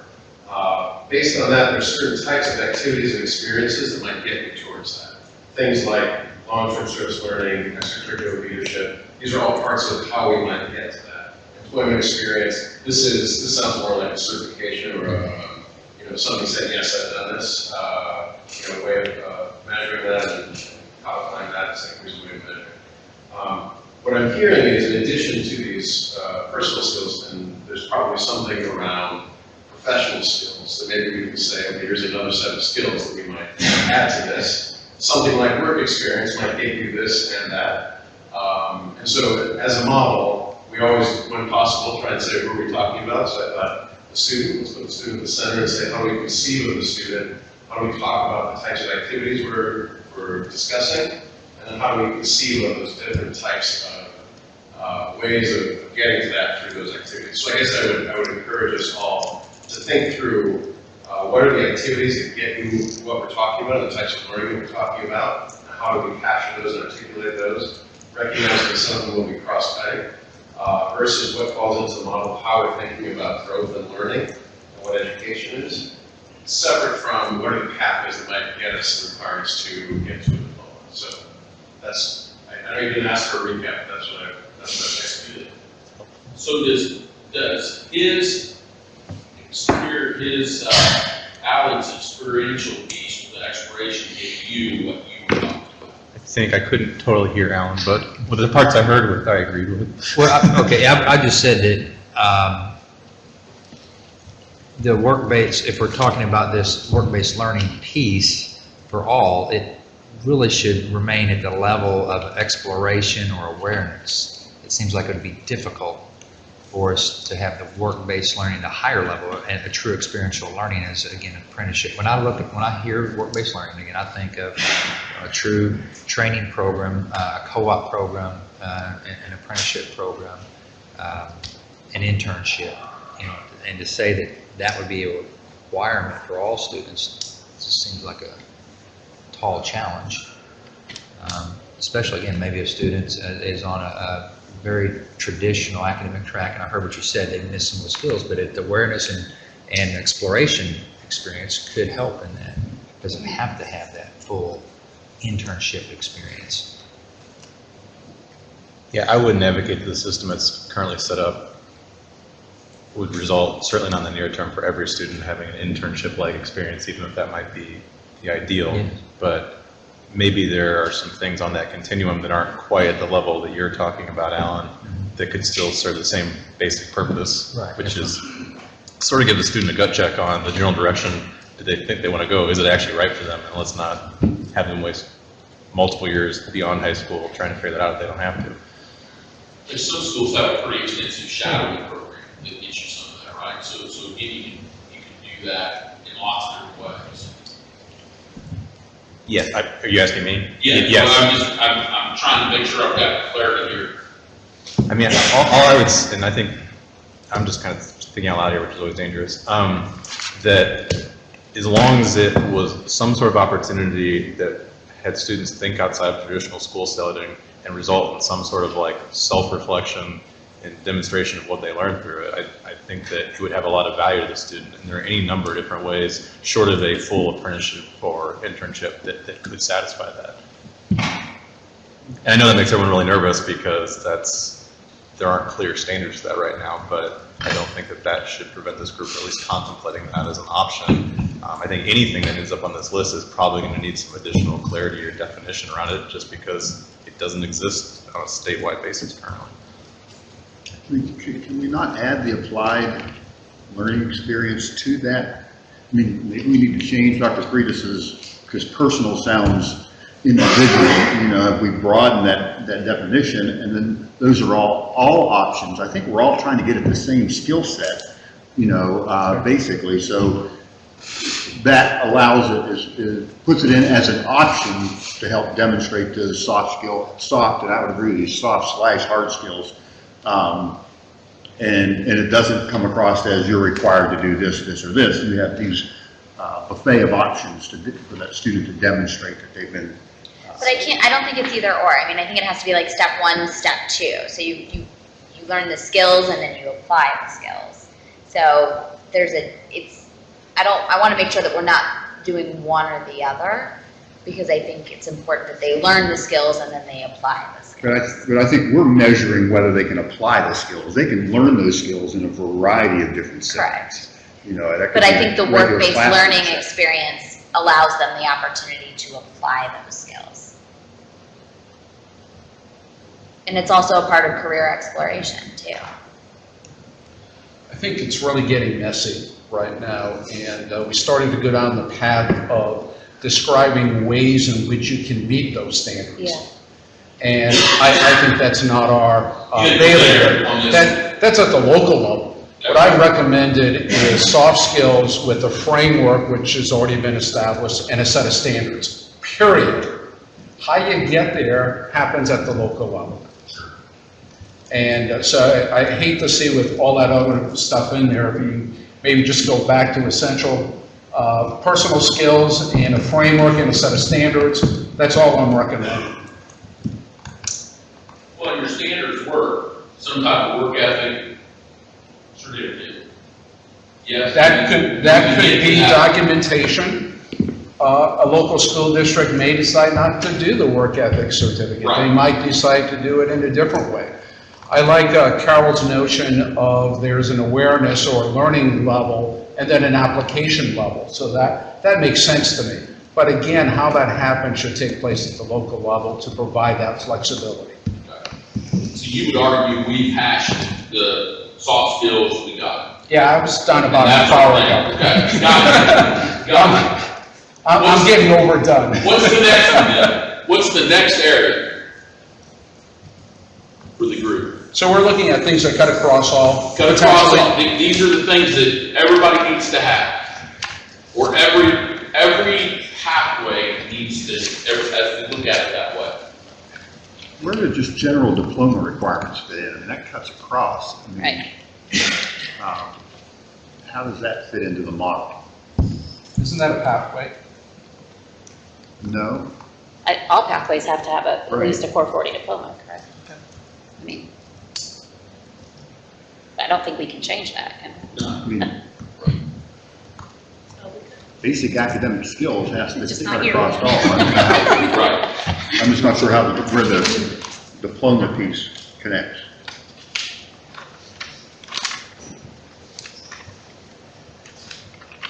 We got another area you want on there?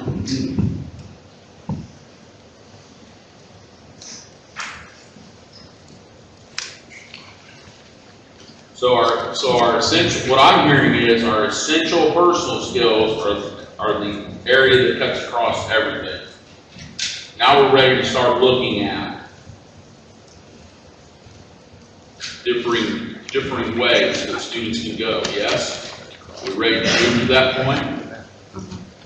Okay. Which one you want to tackle first? Of the education pathways and the course assessments. All right. End of course assessments.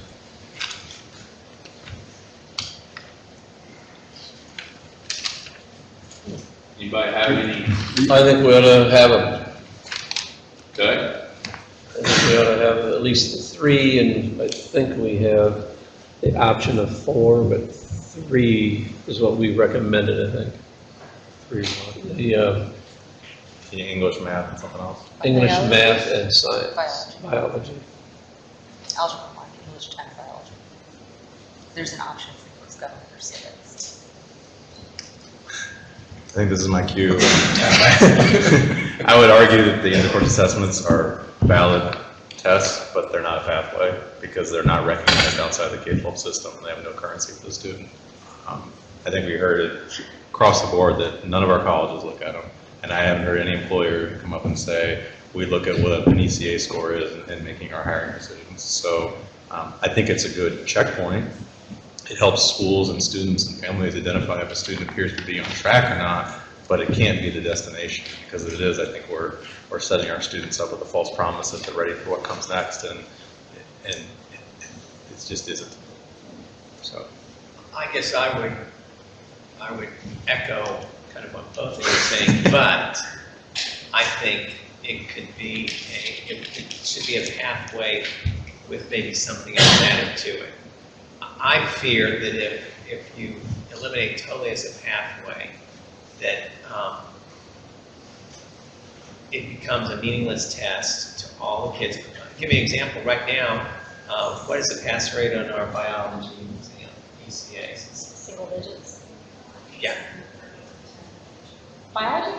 I think biology's in 30 or 35%. Yeah. So, because it has no value and accountability, it has no meaning to the kids, it's just a test we take. So I don't even think it would be used as a check-in in many cases. If kids do, this makes no difference to me at all. And frankly, it's not just the kids, it's the leaders in the school or teachers that have an impact as well. And that's why I think it would be helpful to have it at some level as a part of the pathway. Maybe not the, I agree with you totally that it is not accepted by colleges, but could it be that plus something else? And I think as the department is developing a new ECA, there are potential, although it's still Algebra 1 and language arts, so it's 10th grade, which hardly is a graduation requirement. But I just think we need to think creatively, because that is one thing I'm concerned about. Well, and I'm not even saying advocate for this, but what if it were part of the school accountability system, but it wasn't a part of the student's pathway? That way you know that the school's taking it seriously. So it's already part of your federal So this is going to be a surprise that if there's no accountability to the student, they don't care. They're just going to fill in the dots. And so you've got schools that we've said in 1003, we are grading you, and a heavy weight of that is, depending on how it ends up, proficiency or growth on that test. It's so important that our schools are going to be graded an A, B, C, D, or F. It's that important as a state of Indiana that is what our high schools are banking on for a letter grade. To disconnect that from student opportunity is just an empty test.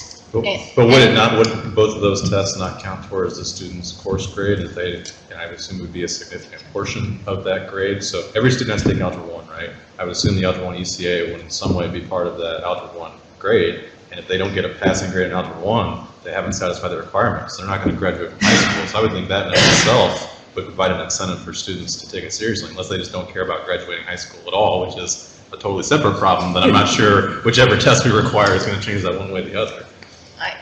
I'm a teacher, and so my evaluation depends on how many kids pass the ECA. So we gotta look at that too. If, well, I agree with Dr. McCormick, we can't dismiss, I don't really necessarily agree with them, but they do count towards accountability and teachers' evaluations. I mean, I see what you're saying, Jason, and we did recommend actually, especially in social studies, that it be, as we look at it, in part of the class final, that was a hope that it could be used. I mean, that would anchor it a little bit more. But as NCSL did this study of international education, there's no question, as we look at the rest of the world, we do a lot more assessing of kids than anybody else. But the rest of the world, the kid, do the assessment. It's not that they don't do them. It has a greater impact on the student. And if you have no impact on the student and only impact on the accountability metrics, it totally disconnects any reason for you to, unless you tie it directly to grade, which is not currently done, and it's not currently required. So it's an ECA. It's out there as a standalone right now. And you have to have opportunity tied to kids, or they're taking tests for no reason. So if their opportunity tied to that is a potential pathway to graduation, there's opportunity tied. If we're just giving it because we're saying we want to see how your school's doing and grade them, that is getting, I think, in, I hope this panel doesn't go that direction. I understand your frustration with it. We've created kind of a false ceiling for many of our students. 100% understand that, and that's why, well, we won't get into 1003, but I mean, I agree with you in that respect, but I think just where we are right now as a state, if we're going to put it in accountability, you have to have some opportunity to students tied to that ECA. And we also heard from higher ed, number one, they don't value the ECAs. They really didn't value, when it came down to it, your ACT or SAT. It was really more your GPA in the course, rigorous courses. I mean, obviously, it kind of all plays together. So why can't you make this all play together with another thing that gets added to it? I mean, they basically said it's not just an assessment. It is more than that. And so regardless of whether we're using SAT or ECAs, the higher ed was saying that's just not a solid indicator to us. We need more information. I mean, I see what both of you are saying, but I think that one, they at least take into consideration, and the other they don't. And, I guess if assessments have to be part of a pathway and assessments have to be part of accountability, should we not focus on the assessments that guarantee doors are open for students beyond high school? And that's what I would argue.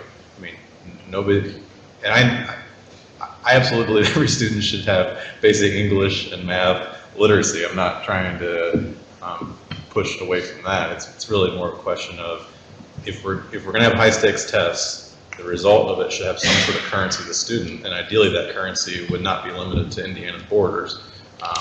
And in the ECA's best case scenario, they have utility within the K-12 system in Indiana, and I really think that's where it is. And not that it's not important, maybe it shouldn't be factored in other different ways, but I don't know how we can argue that that test in and of itself is a pathway to anything other than the end of high school. I agree in and of itself. Yeah, and that's fair.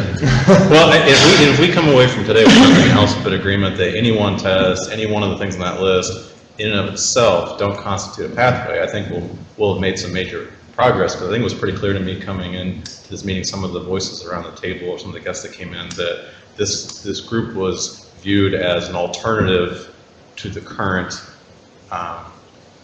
system, that there'd be this alternative pathway for students to demonstrate proficiency that will let them graduate. And I think where this group has ended up is saying, no, there's a lot of great things going on across the state in our schools, but there's room for improvement across the board, and if we could provide a little more coherence and structure to the system so that there'd be some level of assurance that every student, whether they go on more of a traditional academic route or to higher ed, whether they go into the workforce, whether they go into something else, that there'd be a few minimum things that every single student would finish with. And I think that's what Byron was trying to put up there. And then we keep getting sort of off course and saying, so if somebody does a work-based learning, does that mean they've satisfied a pathway and they're proficient? And no. I mean, if you pair that with one or a couple of the other things, then you maybe have something really powerful. But any one of those things, I mean, if they have the EPS skills, but they don't have basic English and math proficiency, they're probably not going to have a job for too long, and they're certainly not going to be enrolled in post-secondary education for too long. But if you pair that with the best of both, then you've actually given the student some opportunity to real currency. Jason, are you asking the question then, which we haven't answered yet, what's the definition of a pathway? Is a pathway a sequence of activities that leads to an assessment? Or is a pathway an assessment? Or is there another definition? Because we're trying to apply these proposals against no criteria or criteria we have in our minds. And so it might be productive to go back and sort of say, whatever we come up with, they have to meet these criteria because this is the definition of a pathway. So what is a pathway?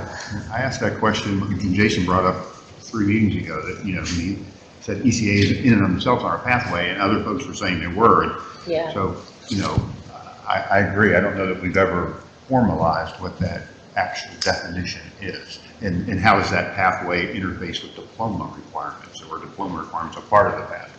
I guess I'm just getting to the basic level. What is it? I would look at it, what we effectively are asking this panel to do is replace a GQE that was only benchmarked in an assessment. Right. To create another GQE, so to speak, that's based on a variety of other things. So I guess to your point, I agree with what you're saying, but I think at some point in time, I think what the General Assembly was hoping to do is these pathways would be benchmarked at some point in time by making sure that the competencies had been mastered and there's demonstratable evidence that they had mastered those. Otherwise, if the panel walks away from that, we effectively walk away from the new GQE. Why not just use a diploma rather than anything? Why march through all these extra things rather than have that to you? So I think that, I guess I would envision, want to make sure that either a portfolio or some sort of instrument is available at the end of the pathway that demonstrates that the students have mastered the competencies that we've set that are necessary to be successful post-secondary. I would agree with that, but what comes before that assessment at the end? Well, that's what I think you want to do is, But your diploma types. Those are your pathways. Students choose pathways based upon their diploma type. And they come on, and they go off, and they come back on. It is your diploma type that is our pathway. Slice it, dice it how you want. That is our student's pathway. Now, things like this that we want to weave within the curriculum and requirements, that becomes a discussion on changing the diplomas, changing the requirements. This is, in my opinion, a great time to up the rigor on academic honors. We're hearing from STEM folks, we're hearing from universities, but that's the pathway. We are very fortunate in Indiana that work has been done in the past. I know it hit some roadblocks, but I think the appetite now is, let's look at it. But those are really the pathways to a diploma. We're just saying there are some assessments you have to pass along the way. And if not ECA, then what? Along with your diploma type. And that's the discussion. Do we use ECAs for anything on a federal level or no? The feds require an assessment in high schools, grading on math, language arts, and science. So they're a federal requirement, even different grade spans. So, my take on this, bringing it back to ECAs, which is where we started. It's something we have to give now. We have to take it. They don't require ECAs. No, they just require something. They require English and math and science. But they don't so, look at but the if we're doing science. ECAs, we have to put something else in place, correct? It has to be an assessment. There has to be an assessment to determine how students are doing. Right now, that assessment is secondary, ECAs. as well as under SS3 through 8 requirement. Everybody talks about how sweeping ESSA was, but it really didn't change anything in terms of what they're required states to do. It just gives you flexibility the way you, subgroups and everything else have to be identified differently, but really the assessment metrics is pretty much the same as it was before. So if it's something that we're already doing, that's what I would like to see us look at, is stuff that's already in place.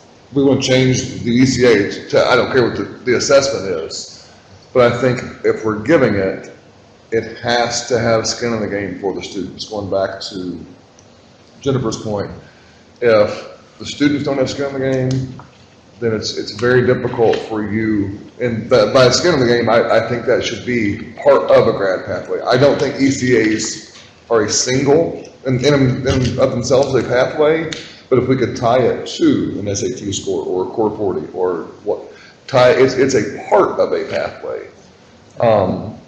Not a pathway by itself, but you've got to keep that there if we're going to evaluate teachers and schools. It's got to have skin in the game for the students as well. If we're going to use it to evaluate teachers and schools, it's got to have some impact. Now, PJ, you gotta remember though, that evaluation of teachers and state metrics is all determined by the state. So we don't have to use ECAs. Those are things that we have historically chosen. I would assume if we would determine that the pathways would be multiple, like maybe remediation-free score and SAT and some of those things, those would become additional pathways and additional things that, so it wouldn't just be an ECA or whatever it was, or, but those are things we do have some control over. We don't have control over the assessment, grad rate, the way it's calculated for a federal accountability. We don't want to run two systems long term, so. Yeah, I think I agree with what you're saying. As long as we had some other measure, or maybe other measures that validated the ECA, be okay. I think what I heard from the earliest meetings was what we're doing right now in some areas is kind of counterproductive, and that if students are spending all their time retaking these two ECA tests over and over and over to the exclusion of anything else that's going to make them actually want to be in school, well, that's sort of a real missed opportunity at the best.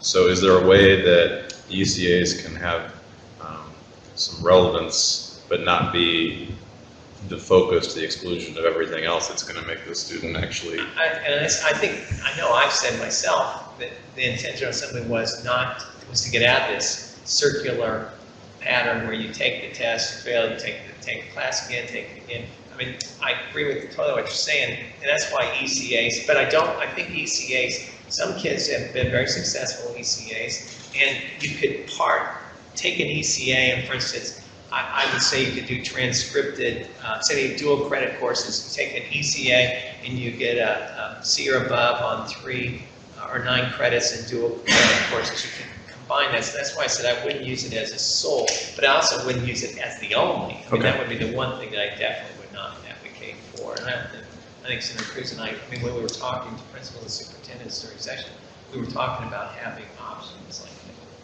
I can't even believe I'm going to play devil's advocate, but I am. I think my journey is interesting because I came onto this panel thinking absolutely ECAs need to be part of a pathway. And then in listening to, I got to tell you, I had a real gut check last time when we literally went around to every post-secondary institution and not a single person said that they even look at ECA scores. And to get to, one of you asked, what is a pathway? I liked when Dr. Mellon was here last time, they were talking about post-secondary opportunities for kids, and in my mind, pathways should lead every individual to one of those, the post-secondary opportunity that they want to pursue. And I've kind of come full circle because when the topic of ECA first came up, I had my administrator hat and all the effort that goes into administering ECAs and what a huge ordeal is at schools, and I can't think of why we wouldn't count that. But after listening to all the experts, I got to ask, what does it give a kid for any of those post-secondary opportunities? Passing the ECA doesn't have anything to do with getting into the military or anything with going on to college. And we heard from employers that it has nothing to do with, being gainfully employed if that's the career that you choose. So that's just kind of where I'm at. I have come full circle in that I came onto the panel thinking count them. And now, after hearing all of the input, I'm questioning the value of the ECA in a graduation pathway. A graduation pathway that's supposed to lead to a next step for a student. So that I would add that. I think Jason's, I really 100% agree that I do not think the ECA is a pathway. But I also 100% agree with what Dr. McCormick's saying, what BJ's saying also, that at this point in time. That doesn't help us out. As she's. You have to disagree with at least one of us. But in this point in time, it's important, it's a part of a pathway, as Representative Boehning said. Now, down the road, and as we begin to build capacity in these multiple options and pathways, maybe that will begin to dissolve. But right now, it seems that it is important for our schools to have this as part of a pathway. Again, not standalone, but maybe that compromise is part of a pathway. I like that thought. And if you don't, be agnostic in this all along, because I think the chair should be, right? But, so I'm saying but because it's a little hard. And Jason, you brought it up earlier. Where I'm struggling now on this is the cyclical retake. I don't know how, if we still have it as a requirement or a part of, how do we eliminate that? Do we have to offer retakes? Legally, yes. Yes, we're here We have to yes, offer- because I've been asking that question. I thought we couldn't limit who we offered it to, but if we don't, it's a one-time test, there's no retakes. We don't, that would be I mean, legal. we can pull Chad back I would, yeah. to give a better. Chad, you're being summoned. Not by me this time. He's got to put a jacket on. You don't have to put your jacket on. He's putting on his That's laundry. something they teach you in law school. Right. Do we have data? Everything he says sounds more Kids important have with that require jacket. retakes? Now we'll listen to you. Do we have data on what percentage of kids require a retake? Well, what was our overall? 50% pass vote. That's the only figure I have. So half. Like with this particular, I think. Yeah. With 50% pass vote. Right. I would challenge, regardless of what Chad says, this is all it's all part of state law. We do not, I mean. There is a state law. Exactly, state law can be changed, and the reality is, I think we want to offer a retake for those kids, only those kids who fall very closely to a pass rate. And I think, the way I look at it, I kind of agree directly with what Alan says. I think what we're talking about here, these great ideas, but getting this put into place in practicality and in placement quickly is not going to happen. We have experience with ECAs. You know, you also heard a lot of educators come up and talk about we're doing a lot of things right. Don't throw the baby out with the bathwater. So, you know, and I understand exactly about not having value, but that's why maybe that plus something else that does is how you would combine it. You know, state law may currently say that we have to offer retakes, and I'm sure it probably does, but I mean, this panel could recommend, this is the way we want to go, and we recommend the General Assembly that you rethink this and maybe, you know, only make it available, because there's no question that none of us want kids to have benchmark on any assessment and not have the ability to do something that's meaningful for them, because assessments are just that, assessment. We know that there's a lot more in life that's important, so how can we, the panel is charged to be creative is what I'm saying, so don't get stuck in the mud on that part, I guess I would say. We can change state law, we can't change federal law, so in regards to the ECA, you know, the fact that the feds require us to take an assessment, Senator Cruz and I cannot change that, but we could change other things if it was. But if we don't do the ECAs, then we got to do another assessment to replace that. Well, regardless. Everybody has to take it. If you're saying, forget the fact that it passes, what I'm talking about. Yeah, we have to have an assessment of some sort. But the fact that you have to, that we offer retakes, the General Assembly can change the language on that so that it could be streamlined, so that if you fall within so many points, you offer that as an option to schools, but not that that is the only pathway to get to a graduation or diploma. I mean, if you're talking about credits and course credits as well as an ECA, maybe an ECA plus transcripted, there's all sorts of things you can do. And I guess I look at this as a transition period, like Alan said, that, you know, hopefully we'll develop a robust list of options that would go beyond that. But in the interim, what are we doing? I don't think those are going to develop that quickly. You know, I think it goes back to that general diploma core 40. If they can't pass the ECA, we could require 2 more math courses and define those differently. We could require something as remediation free on the PSAT, which I know is not to the same level, but if there were some items that everybody still probably is going to give the PSAT 9-10 because they find value in that. Well, what is that? And then how do you encourage further participation in math courses? Just because they don't pass the ECA and they stop because they don't have those math requirements per se, is that really the goal? I mean, so that goes back to diploma types and diploma requirements. I mean, those are some options we would have, like with the transcripts of then what? If not this, then what? That would be practical for schools. It would be incentivizing kids to continue down that math cycle. Now, English is different because they still require, you have to have those 8 credits, but, you know, or lab requirements or something beyond that where you're continuing to encourage participation in courses and then obviously passing them, not just participation, but successfully completing them at whatever level. My main thing just is, I just want us to just keep taking retest. I agree. And I agree. From everybody that came in here too is, we don't want this because we cannot keep doing the read. But I think the reason they don't want it is because of the retesting. Like Representative Fanning said, if we can fix that, I think that was their concern with it, is we're having a student who's taking this test, retaking this test, and to be honest, those students probably lose time. It's the most valuable thing they have. They could be in another math class actually learning something as opposed to taking something that they're probably not going to pass the second time either, especially the third time. And the reality is, the reason they have to offer it now is because it's the only pathway.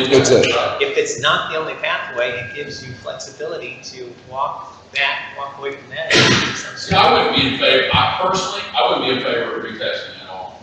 Because I don't even like when people say, well, a kid maybe within 10 or whatever. Well, go look at data, and you'll see kids that were 10 points away that dropped, others that were a lot of points away. I don't know if you can ever correlate that for sure, right? So I would like to see that, just give me my because personal that opinion answers.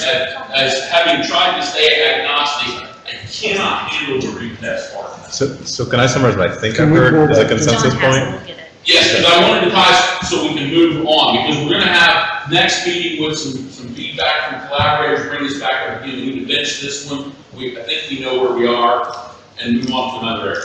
I don't think I've heard anyone recently, in the last 5 minutes, argue that an ECA in and of itself is enough.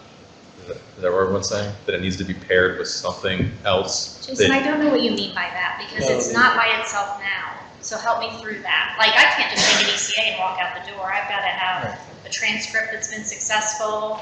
So you can have, do you know what I'm saying? Like, help me through that. Because I'm an academic honor kid, and I'm getting into engineering at Purdue. And I've passed my ECA, but now I've just got to play the game of transcripts. And, I mean, they kind of like SAT, ACT scores. I don't think they kind of like it. But do you know what I'm saying? Like, it's never by itself. Where's Carol? I'm right here. Carol Right here. answered this question. Carol answered this question. I think this will help both of you if I say this. Carol, you may need to help me. But you said, because this really was meaningful to me the other day when you said this. I need a diploma plus. That's what the whole charge is. So I just reread the law again. That's our charges. You have to meet Form 40, but then we have these pluses. That's right. Right, so I feel like I've been somewhat consistent in my message that, and we've been talking about this, that I want to have a student that will graduate, that will provide some currency for them to have a job after they graduate, whether they go and have some sort of post-secondary experience and then a career or go straight into a career. I want them to have a diploma plus AP credits. I want to have them to have a diploma and dual credit. I want a student to have a diploma and an industry recognized certification. I want a kid to have a diploma and have passed the ASVAB or then going into the military. I want them, so for the Chamber's goals, we were ranked 42nd in post-secondary attainment, which is 4-year, 2-year, and industry recognized certification is what we consider post-secondary attainment. So I want to make sure that a student has their high school diploma plus something towards post-secondary. That's what I want. I want graduation and or diploma plus. That's what I want. Because just having a high school diploma isn't enough. So yes, everything that Carol just said. So if ECA has to be part of it, I'll make my peace with that, but it's got to be paired with something that the recipients, post-high school, whether it be employers, post-secondary, the military, something that they're going to look at, because they're not going to look at the ECAs. So an ECA paired with something, is that good for now? What's that? I said I'm comfortable with that. Everybody comfortable? It's very, I would have to add, with very little if none. Agreed. I'm not sure I'm comfortable with that until we define all of that, because there's a difference between completion of a pathway and certification. I mean, there's a lot of, what's that plus? I mean, what's the plus? Well, I don't explain what. Because there are people that say, ECA's being a part. oh, 100%, I want the ECA's part of it. I'm just That's concerned all about I'm the saying right plus. now. I thought you said ECA the plus. No. So I'm like, wait a minute. All I'm saying is, Before we define that. because we can. Absolutely, I'm good with ECA. And Senator Cruz, I'm so glad that because ECAs were the elephant in the room, right? This is what, there's been very little innovation because all we want to talk about is ECAs, right? So thank you that we've now talked about that, right? It was that. I wish I could say I felt That was the thing. So now hopefully people can start to innovate, right? Sign up. So what would be another area? Let's keep moving here. What would be our next one? We can either pull off Industry recognized certificates. industry recognized certificates. I'm totally on board. On board. As long as they embed the rigor that we think is necessary. I mean, I think it's not just any industry recognized certificate. Well, it has to be industry recognized. Well, So I not guess pre-pack? I'm sorry, Not pre-pack? I can't hear you. Not pre-pack? Pre-pack. What's It's that? But that's what I'm asking. Yeah. I don't know what that means. I don't know what that means. I'll turn that over to Alan. You can explain pre-pack and industry. Pre-pack is a certification, mainly in the family and consumer science Culinary. world. A little bit of culinary, maybe in the service industry. There is some support for it. It's a lower level certification in my opinion, and not recognized. Does ag have pre-pack? Ag doesn't have any, right? Who? Ag, the ag track, I don't think there's any certification or pre-pack. Education has pre-pack. Well, you can have a mechanical, you can take a mechanical school, or Not sure a about diesel ag. school, and be a qualified Is that thing on in the list? agriculture. Is ag on the list? Well, like, if we're talking industry certification, there is none. Yes. Now, there is some in welding in different places. There but that is, would- there is in mechanics and diesel engine training, you get meaningful certifications in both of those. What was the question? I'm sorry. In ag, you can get a mechanic certification, and you can also get a diesel engine certification. Yeah, you could. You could. We have a list, obviously, in the state of Indiana that has identified what we have determined as appropriate certifications. Because the question becomes, so- some of but- those that don't have it, there would be no opportunity for industry certification, but there would be opportunity for completion. Big differences. Completion of what? Completion of a pathway versus if we're going to go under industry certification. Oh, yeah, I think big difference. certifications is a standalone, I think we're saying certifications is a standalone pathway, and when we identify those certifications, if a student earns that, not, in my opinion, not tied to anything else, just if they have earned that certification. Is that? Yeah, I'm just concerned about if I choose a pathway because I'm interested, pretend, in education, ag, whatever, if they're pre-packs or nothing is really available per se, then I don't have an opportunity. And I'm not saying you throw it all out, but I just want to acknowledge there's a difference. But they could complete, which would be a great thing for them to be a completer in that pathway, which would help the state of Indiana. They just don't have the opportunity for that Yeah. next step. Well, and there's no way we would ever be able to offer every certification Right.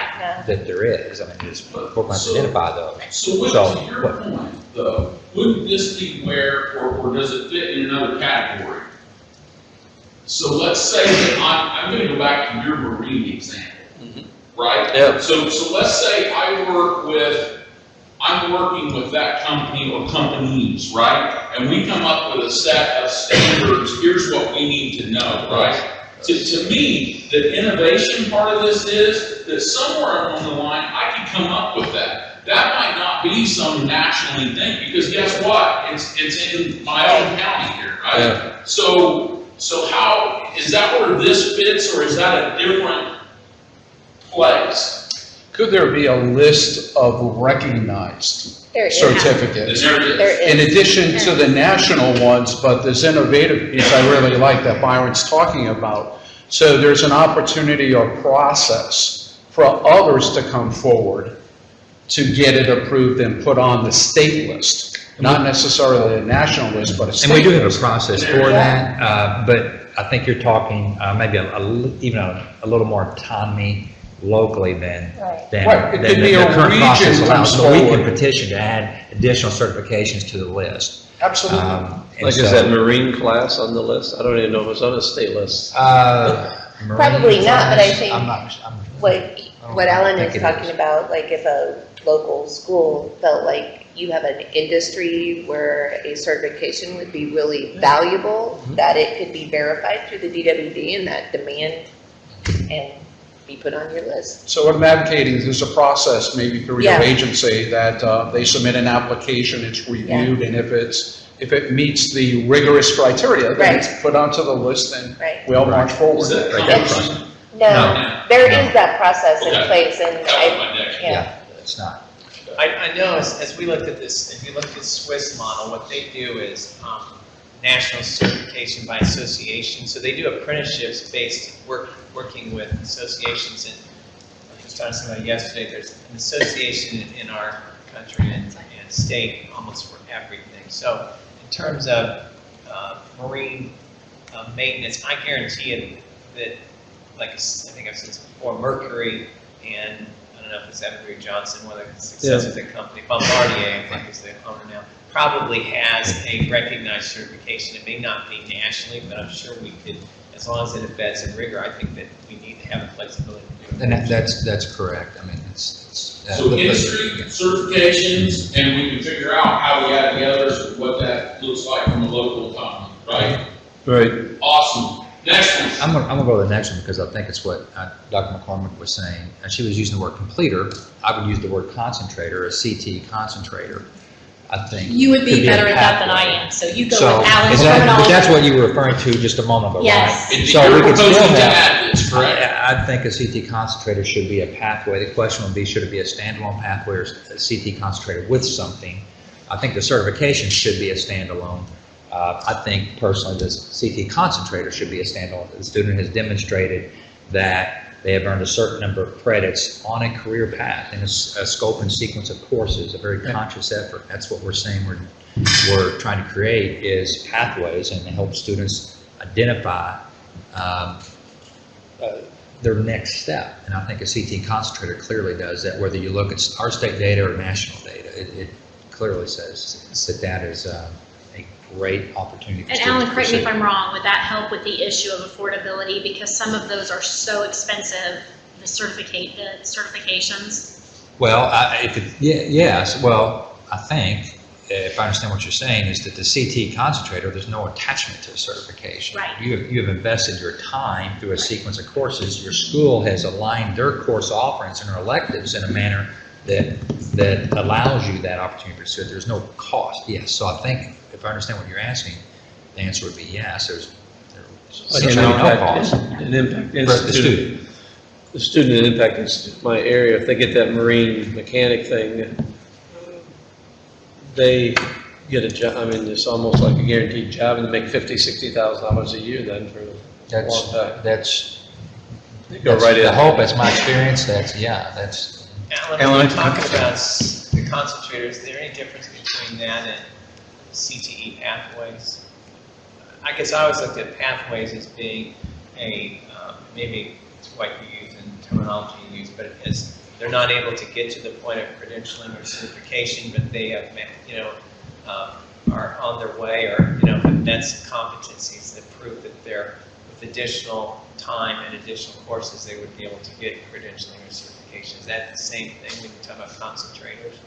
I think so. I mean, the concentrator is a student who has constantly chosen, at least in our definition in Indiana, it's 6 high school credits in a scope and sequence of courses. That's a coherent sequence of courses as opposed to just randomly choosing a bunch of CT courses. Correct. But then they become a completer if they take some sort of recognized exam or test. How do you differentiate those two terms? I think we keep getting hung up on it. Okay, so the concentrator we just described, the completer, we use a definition for the federal reporting of our Perkins funding that the completer is a student who is a concentrator and who has taken and passed our pathway into course assessments. We don't have those for all pathways currently. We're building those. We have them for just a select few. That becomes completers. Mike definitely can support something like that. And that would not be a change in data reporting requirements from career centers or district or high schools. That's already 30A. We report that now. Okay, yeah. Yes. Got it. I feel like that would also open up access to more students. So if I'm looking at it just from my small school perspective, I can't really offer kids an industry recognized certificate, but I could potentially offer them a CTE concentration, and that's more accessible to my kids. That's a good point. I think that's a critical distinction between, I just took a bunch of random CTE courses, which might jump into so many different pathways that doesn't actually give me anything, but if it's part of a coherent sequence where students start at one place and into someplace else, then that might be some value. Well, then the other thing I thought that what Alan said was important is that they have an in-course assessment that it shows that they mastered the competencies that they were. So would you have to have that in your theory? That for those areas that don't have that in the course yet? We have concentrator and completer. I would propose a CD concentrator is successful, and that would be a pathway. And then does that get us to the last thing I'll say, and then I think we can probably move on. Does that get us to the conversation that you and I had around some students are working toward these certifications that are pretty high level that you don't get done in high school? So I would be a concentrator working toward that, yes? Yes, you could still earn certifications that might not be on the state certification list that are valuable, but not quite that. There's just different levels of certifications. But yeah. Or a certification that I can't get to because I can't get all the coursework done during high school to get, because there are some of those areas. I know you're trying to move on, but can I ask one follow-up question? So what determines right now whether or not there's a completer option for one of these CTE pathways or not? Is it that some outside group has developed the assessment, or Indiana has developed the assessment? Like, how do we end up with some of these that have the completer component to it and some that don't? The state has, DOE has been building that assessment plan for the past few years, that pathway plan, completer plan. Some of the assessments are... Project Lead the Way has their own assessments. Project Lead the Way has their own Project Lead the Way, they have an assessment, but on the other hand, we've used some certifications and some pathways that will be their end-of-course assessment. Others, it's their dual credit assessments provided by the university. That's their end-of-course assessment. So is it fair to say that the long-term vision, and we're not there yet, but the long-term vision is that for every sequence of which a student can complete and be a concentrator, at some point there would be some sort of assessment measure paired with that can make that student a completer? I know we're not there yet, but is that... I think it's the goal. That's the goal of the programs, to try to have that assessment for all the CTE programs. The first half, the high wage, high demand, are under an RFP right now. Cell has them, so they're under review with all that conversation happening. So, but we focused on the high wage, high demand first because they were a little antiquated, and so exactly what you're asking, yes, that's underway. Will it happen tomorrow? I mean, it's going to take a while to do it right. I'm not taking 3 years. I'm not saying that, but it's going to take it a while to. It was, but we're not hamstrung by random industries that have decided to take this step. Like, it's within our power to address it. But you're talking again. Just know that when it's, when we're talking in algebra, ECA, it's one assessment. We're talking CTE, or end of course assessments, end of pathway assessments for CTE. That's a lot of assessments that you're trying to develop. I mean, a lot. So it just takes a long while. Okay. We good? Thumbs up, everybody's good with that? Then let's take another one. ASVAB. Sarah Cruz is nodding, so we're good with ASVAB. Yes. Anybody anything that we need to talk about on that? Is ASVAB a pathway alone? What is it? That's the test for the military. Okay. Well, it's used other places as well, but that'd be the one that we discussed 2 weeks ago. That was, for example, this year, Army was a score of 31, Air Force 70, right? 70, others in between. Delaware chose to use that as a pathway, and they chose 75 as their score. So there's what we have. Kentucky chose 50. What's that? Kentucky chose 50. Kentucky chose 50. So I don't know that we need to choose the score. I think. Goes back to the same question, I mean. It's for officer right there. Yeah. So if you score higher, you become an officer. I guess. But you have to have a full degree being an officer. That's what he told us the last time. Yeah. I think pension is always an officer. Always to go to the OCS things. I don't think you have to be, you're automatically an officer if you go in with a bachelor's degree. But you can go to OCS. So, And I just go back to the question, is that in and of itself a pathway? Same thing we've been asking that's around the other question. assessments. That's the question. Because we just said, we've said ECAs or not, just to recap, we've said ECAs or not. We've said that CTE concentrators working toward completers someday, for all of that is a pathway.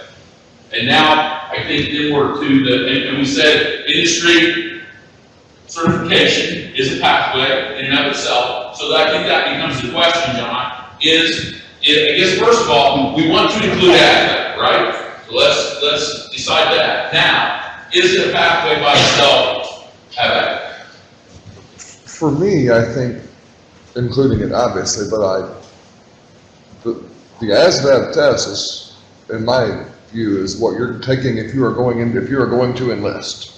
I know there's lots of uses for it, but that's your end game. So taking ASVAB coupled with enlisting. That to me is a pathway. Just taking ASVAB, I don't care what your score is, I don't see it as. ASVAB and what? And enlisting. And enlisting. I mean, if you're taking it because your goal is to figure out that you want to go into the military, which is great, but just taking the ASVAB test, I have trouble with that being a pathway by itself. So what if I choose to, because I agree with you, except what if I choose to not go straight into the military, because I choose to tour Europe for a year and do whatever. I can't even imagine myself ever doing that. But let's say I did. Then what happens? Is it this?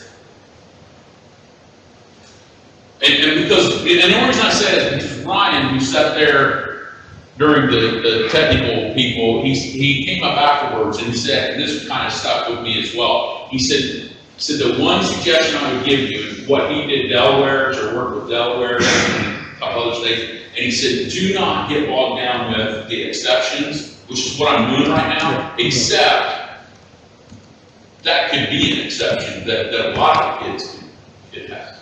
But I would have trouble writing the rule for the exception. Correct. Well, but the question I would have is if ASVAB, I like what BJ says because I think ASVAB, I think they openly said the Air Force is 70. So there's huge differentiation there. And if that is the lowest common denominator, I would be concerned that that would be a pathway that a lot of people would choose if there was never an end game in place and it didn't train them for, we're not showing that they are prepared for anything but that. And so that's why I think having something added to it makes, have a little. I can live with it, I was just. I think, Come on. well, I think if they want to go to college, then maybe they go on another pathway. Right. I agree with what BJ says, but legally do that they have to enlist. I'm saying that can be your pathway. You can choose that pathway. Right, right, You don't right. have to enlist. I mean, you can choose a different pathway. Right, right, I'm right, saying but- if you do enlist, that will serve as your pathway. I'm not an attorney, so I'm not answering your question. Right.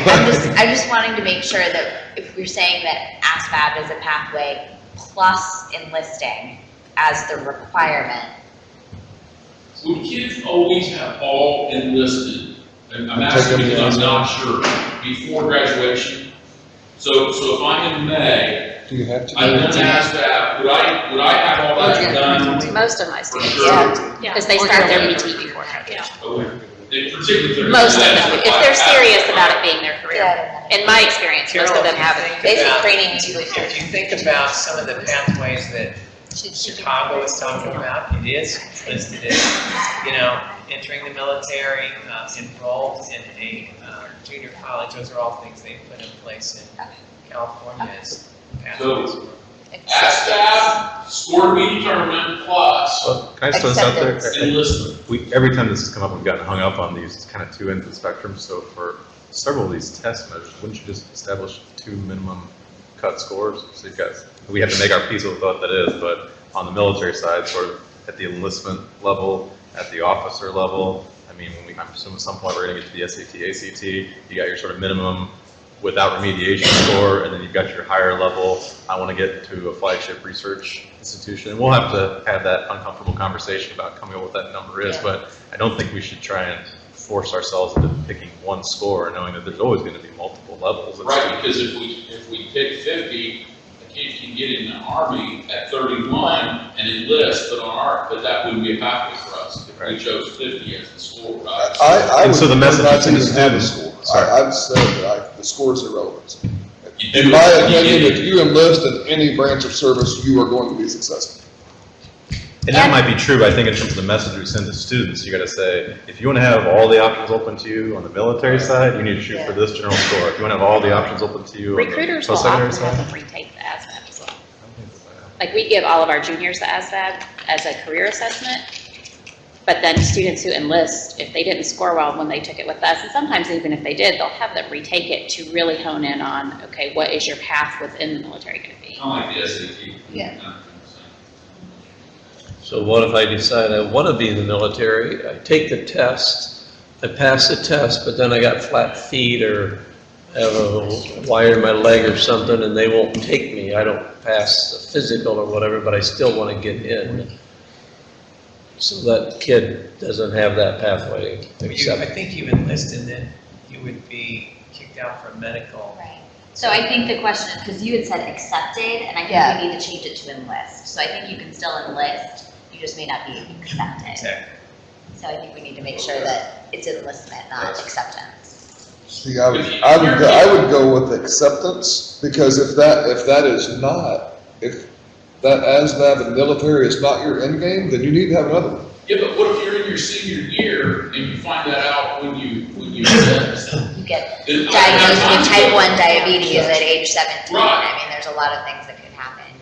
I'll tell you what, let's pin that. We've all said that we're gonna have a chance to work through this a little bit more, right? And this is where with our collaborators, because I believe our people from ASVAB are coming back, right? They made some written comments. They were from out of state. Okay, we can talk to him though. He said he'd come up here anytime. He's from Kentucky, let's so we may be able to next get week. Because I think we need to have that conversation. How do we work that? Because they certainly have some opinions because of what Delaware, Kentucky, and some of those have done as well. But I think that's a conversation. So in that same kind of conversation, ASVAB plus enlist, or however that works out, what about ECA acceptance letter into higher education? You don't pass it, because we have kids that don't do well on it, but they're getting into higher education. Just the same thought on that same principle, Sure. just throwing that out there. Keep going. So pin that with that, then Same we can thing. look at that. Let's tackle then next, the IB, exam, AP, dual credit, and transcript credits. I'm sorry, can you say that again? One more Megan? time, we're talking about. 1140. I think transcripted credits is what I've been pooling them all together. Now, if we need to separate that, however that looks like, I think we're probably going to all be in agreement that these are a portion. Are they a path? I guess the first question becomes, are they a pathway by themselves? And then what can you put them with? Well, I almost think I have to separate them a little bit, because if you remember, higher ed, other than Ivy Tech, all said dual credit is not equal, and but AP is an IB. So they said AP and AP, they definitely look at, but dual credit is not equal, and so I think that you separate them here. Yeah. Okay. So let's talk then. Let's talk AP and IB first. Then we talked it together in your plan, right? It's fine. Okay. I just have a question. If transcripted credits become a pathway, doesn't that translate into academic honors diploma and technical honors diploma becoming pathways? Because they're required for those diplomas. I think whatever these pathways are will inform whatever our diplomas look like moving forward. I don't know how that you can do one without the other. You can kind of hope. Yeah. So. Oops, that's not being that nonsense. You can kind of hope. And I would assume that would inform changes to the state accountability model. Obviously, it's going to also depend on what AP courses and dual credit course. I mean, I don't know as much about an IP as I do AP. But, and then I would say they have to have 3, 4, 5 to be accepted. Right. So this is where I come back to multiple measures again. They got 6 transcript credit, 9 transcript credit, 12 credit. I mean, who cares? It needs to be validated with something else, right? Maybe multiple something else. Well, that's why I said maybe you partner that with an ECA, so or something. So that they're, I know you don't like this, but I think it has value to the ECA. You can call it like an academic honors diploma, something. You guys. Depending what happens to your plan, if you don't pass the ECA, then I can do this. So what about straight students that don't pass the ECA? Depending on what you pick as AP courses, I can't imagine that you can't pass. I think the one thing I don't want to totally walk away from is that a lot of people talk about, many people about, we need stronger math proficiency, even the manufacturers. So, I mean, I think it's very important that we always keep a focus on math. So I would say that one of those courses would probably be something related to a math. It could be quantitative reasoning or whatever. But, so I can't imagine you're going to be able to pass an AP quantitative reasoning course and fail the ECAs, unless, and they're obviously taking different points in time, but you understand what I'm saying? Yep. So there's definitely a correlation, I think. So, what we've said is, because this is something we can put into those we're going to keep IB and AP together. That is not a pathway in and of itself. We have to figure out what that looks like. Is that what everybody heard, everybody thinks? Just so I don't know that I understand that. Do you have to have completed coursework that is academic honors diploma right now to receive? To receive an academic honors diploma, you have to have completed either 6 dual credits or I think 2 AP courses or a combination of those. Okay. It doesn't mean performance, that means you participate. So you don't have to score a 3, 4, 5%. Well, I think you have to, well, yeah, you're right. You have to sit for the exam, but you don't have to receive a certificate. 3, 4, 5 has at least higher ed will accept a 3, 4, 5 AP. It may not be in the major, but they have to accept it. In Indiana, but not. So you would have to have those scores as opposed to just taking tests. I would personally, I think it's, well, I could even live with them as a pathway if we had the right selection of courses and they were scores that match, because it is demonstrating that they've mastered their competencies, which I think, and you know, if you got a 4 or 5 on AP courses, I mean, it demonstrates that you have, especially in higher ed, that you have ability to be successful in institutions of higher And then IB be a 4. That's the equivalent. So I just want to make sure Three, everybody is 4, 5. agreeing. Yeah, I want to do. There were at 7, right? Yeah, it's out of 7, so they do 4 to 7. I'm not familiar with IB, I think it's great. You have to have those score levels in order for those to be whatever combination of a pathway it is. Yeah. We all comfortable with that? Basically passing. Yes. You're giving me that look. I understand the rigor comment. I mean, but our CCR stuff takes IB, AP, and dual credit, all three of those together. We're going to separate them out somehow? You know, if we look at the state's accountability system, CCR piece includes all three of those. So it doesn't seem to match for me that we're separating them, but in terms of readiness. But I think the point was that that came out in that last one. I heard that. But that's still, our accountability system includes all three. Well, the challenge is right now, 2 of the 3, are we still talking about transcripted credits? 2 of the 3 are validated by a standardized test, and the one isn't. And, you know, at some point, maybe this is something that the state needs to look at. So we kind of sell them to students like they're equivalent. Yeah. Are they equivalent in the eyes of post-secondary? Maybe, maybe not, depends who you ask. So I think this is something we should maybe think about. I asked that question specifically, kind of got a little bit of a different answer. And that's I would say what I heard, no. That's what students are experiencing. Was that? When students graduate, they are experiencing reality, that they right? are. Yes.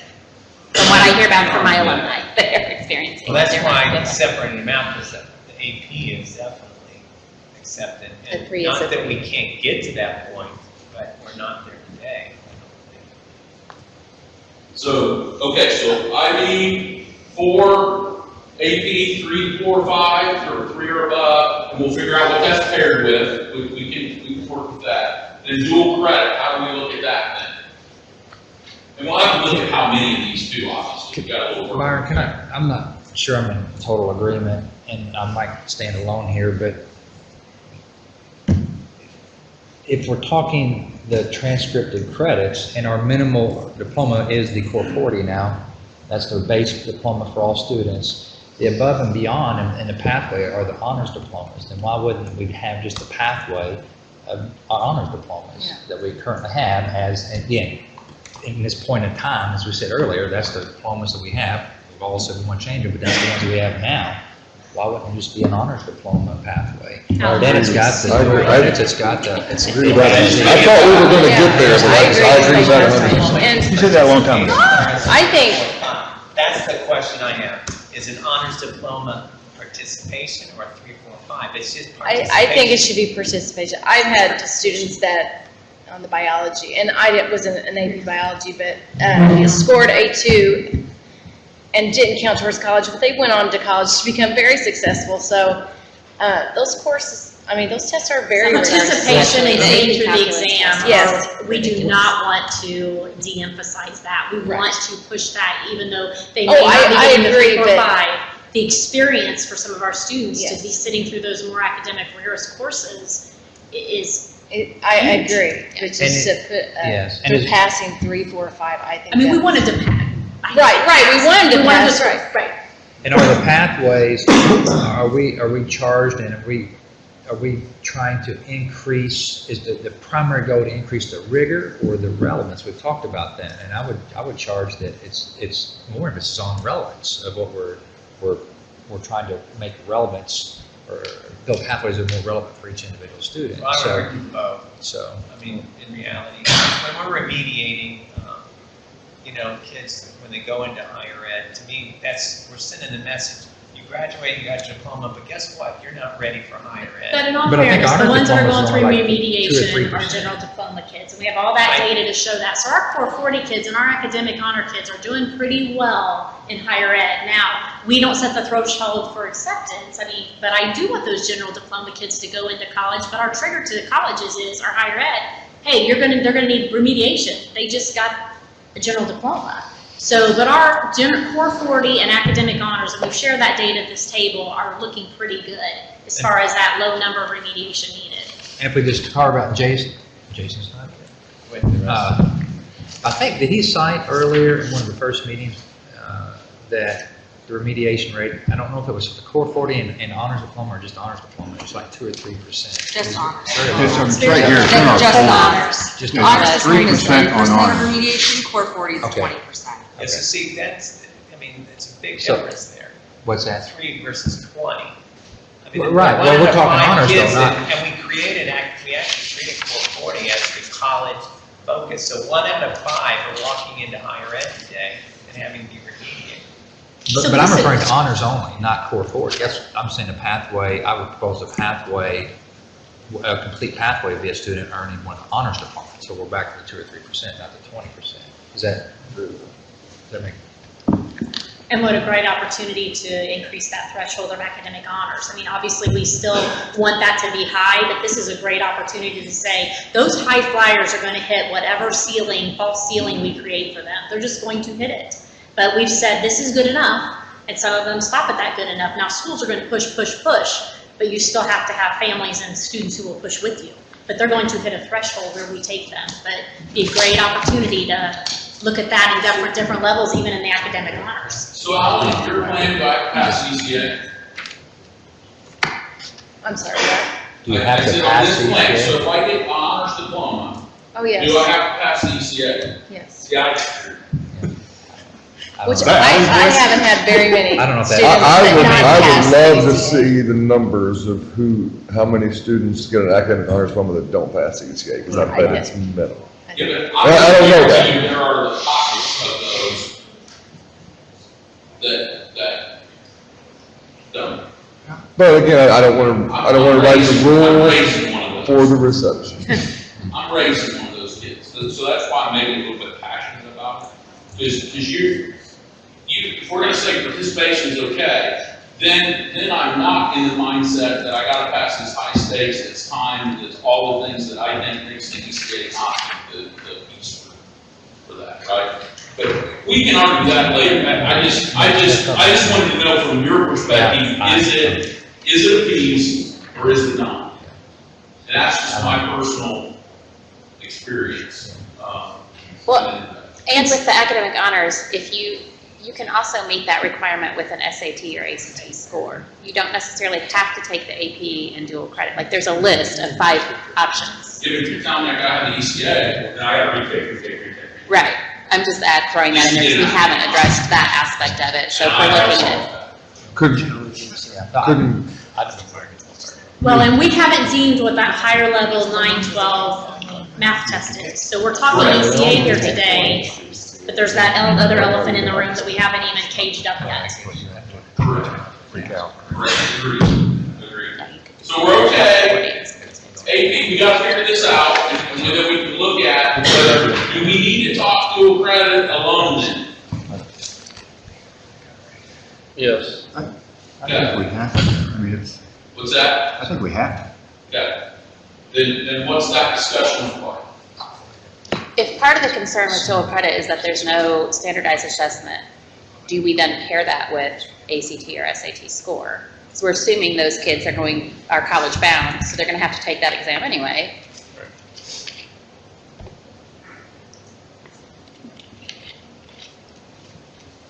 Totally unbiased, yes. What'd you say, I'm sorry? I said totally unbiased, yes. Well, I would agree. I think it maybe be hard to put that with like a remediation free SAT or ACT score set by college board, so that you have some instrument that's validating their rigor that they master. My only hesitancy, I guess, goes back is for those kids that just aren't good test takers. They don't take standardized tests well, and could be very gifted, but just for whatever reason don't do that well. And dual credit's always been a good option for them because it's class-based and they're taking, their final exam. That's my only hesitancy, looking for that kind of second-tier academic opportunity. Because we both have a child that kind of fits that. You could have a high cumulative GPA or cumulative GPA testing. An assessment could be a component of that. These different transfer credits. I think there's a way we could package it to where, because we wouldn't be relying on any one indicator, we could have some assurance that the student reach whatever that minimum bar is. So you're saying on these things, 3, 4, 5 here, that are not, we're talking scores, but IB, AP, and math, we package it in such a way. I would say that for all the things on that list. Okay. And there might be different, like multiple cuts. I'm with you, got it. Could you package GPA with that SAT and ACT scores to where the higher the GPA? 'Cause I know, like, as kids look at colleges, you know, they say, what's your GPA, what's your ACT score, and then that's the correlation as to what you get. So the higher that GPA is, maybe if we couple those two things together, if you're not gonna test well, but you have a really high GPA, that would kind of make up for that fact, if they were paired. Question? With GPA plus course selection, because that was Yeah, obviously, absolutely. you can't just say GPA, because higher ed, so they actually pull it out and look at it in course selection, not on GPA. I think that's right, yeah. See, I like that. The part that gets complicated is which course sequences or packages are we going to say meet that bar, but I assume there are a lot of smart people in the audience who have that curriculum. It manages that, right? Yeah. It becomes the next, as has been talked about. Could the DOE not College select acceptance. It's our courses goal. that everyone's going to have? Would you say college? I said a letter of college acceptance, that is our goal. I mean, we're gonna be trying to figure out what we're pulling off, what we're doing with this, and obviously you're gonna get, the timing of that gets interesting, because you have those that get accepted super early and those that wait till the 11th hour, but isn't the goal for many of those students higher education acceptance? And I know it's bigger than that, but that's one of the thresholds of you got in. That'd be great to get into your college of study you choose, but that's a whole other conversation. But you got into a university, or many universities, whatever. It's kind of like the ASVAB. It kind of goes back to what BJ's saying on enlistment. If you get an acceptance, a letter, but you never go, should you actually enroll in college to count as opposed to just acceptance?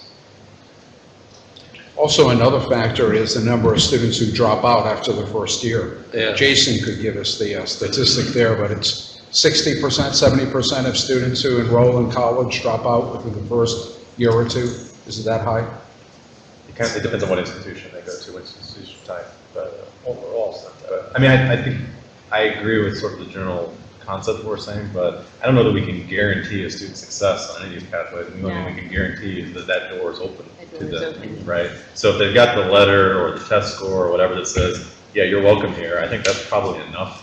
For kids. So we want to track the performance of those students over time, because we might very well find that we missed something, we have to come back. But, to be able to guarantee that any single test score or any combination of courses is going to guarantee that you complete college on time or that you have a successful career, I want to take that test.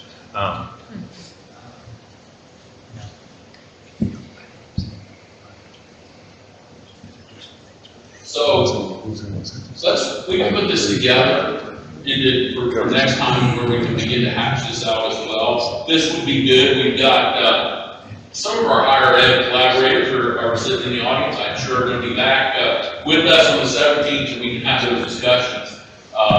In that, I haven't talked about that yet, but we'll at the end of what's next week's going to look like with that. So let's see here. What have we not? ACT and SAT. Okay. You just put them with the transcriptable credits. No. Yeah, you're doing well. You're keeping us right on track. So let's talk. That would be You just don't want to number 2 do here. that. I didn't get that the rest of the way out. That's that national rep, not ACT, SAT. So let's talk about that. I have a question. Do we want to put AccuPlacer with that also? Not all institutions. You brought that up. Well, number 3 here, our chart says nationally recognized college entrance assessments. So it doesn't have to be just ACT or Right. SAT.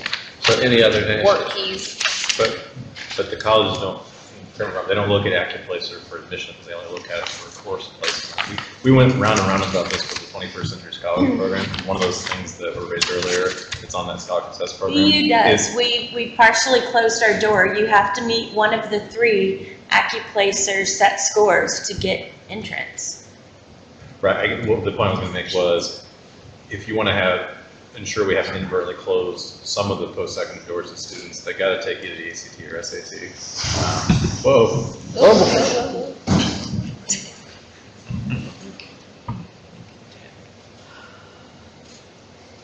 Keep talking.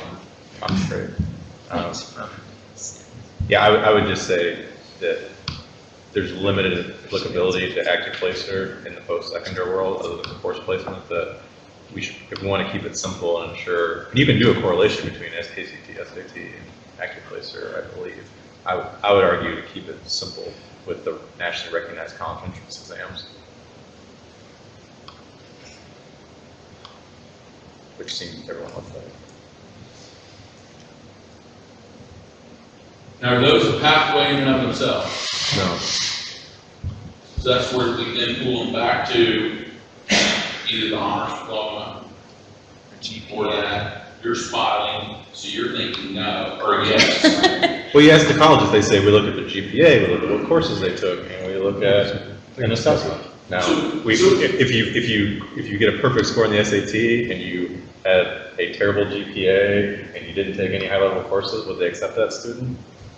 Maybe. I don't know. So is where we end up with Perfect. GPA. So is where we end up with GPA.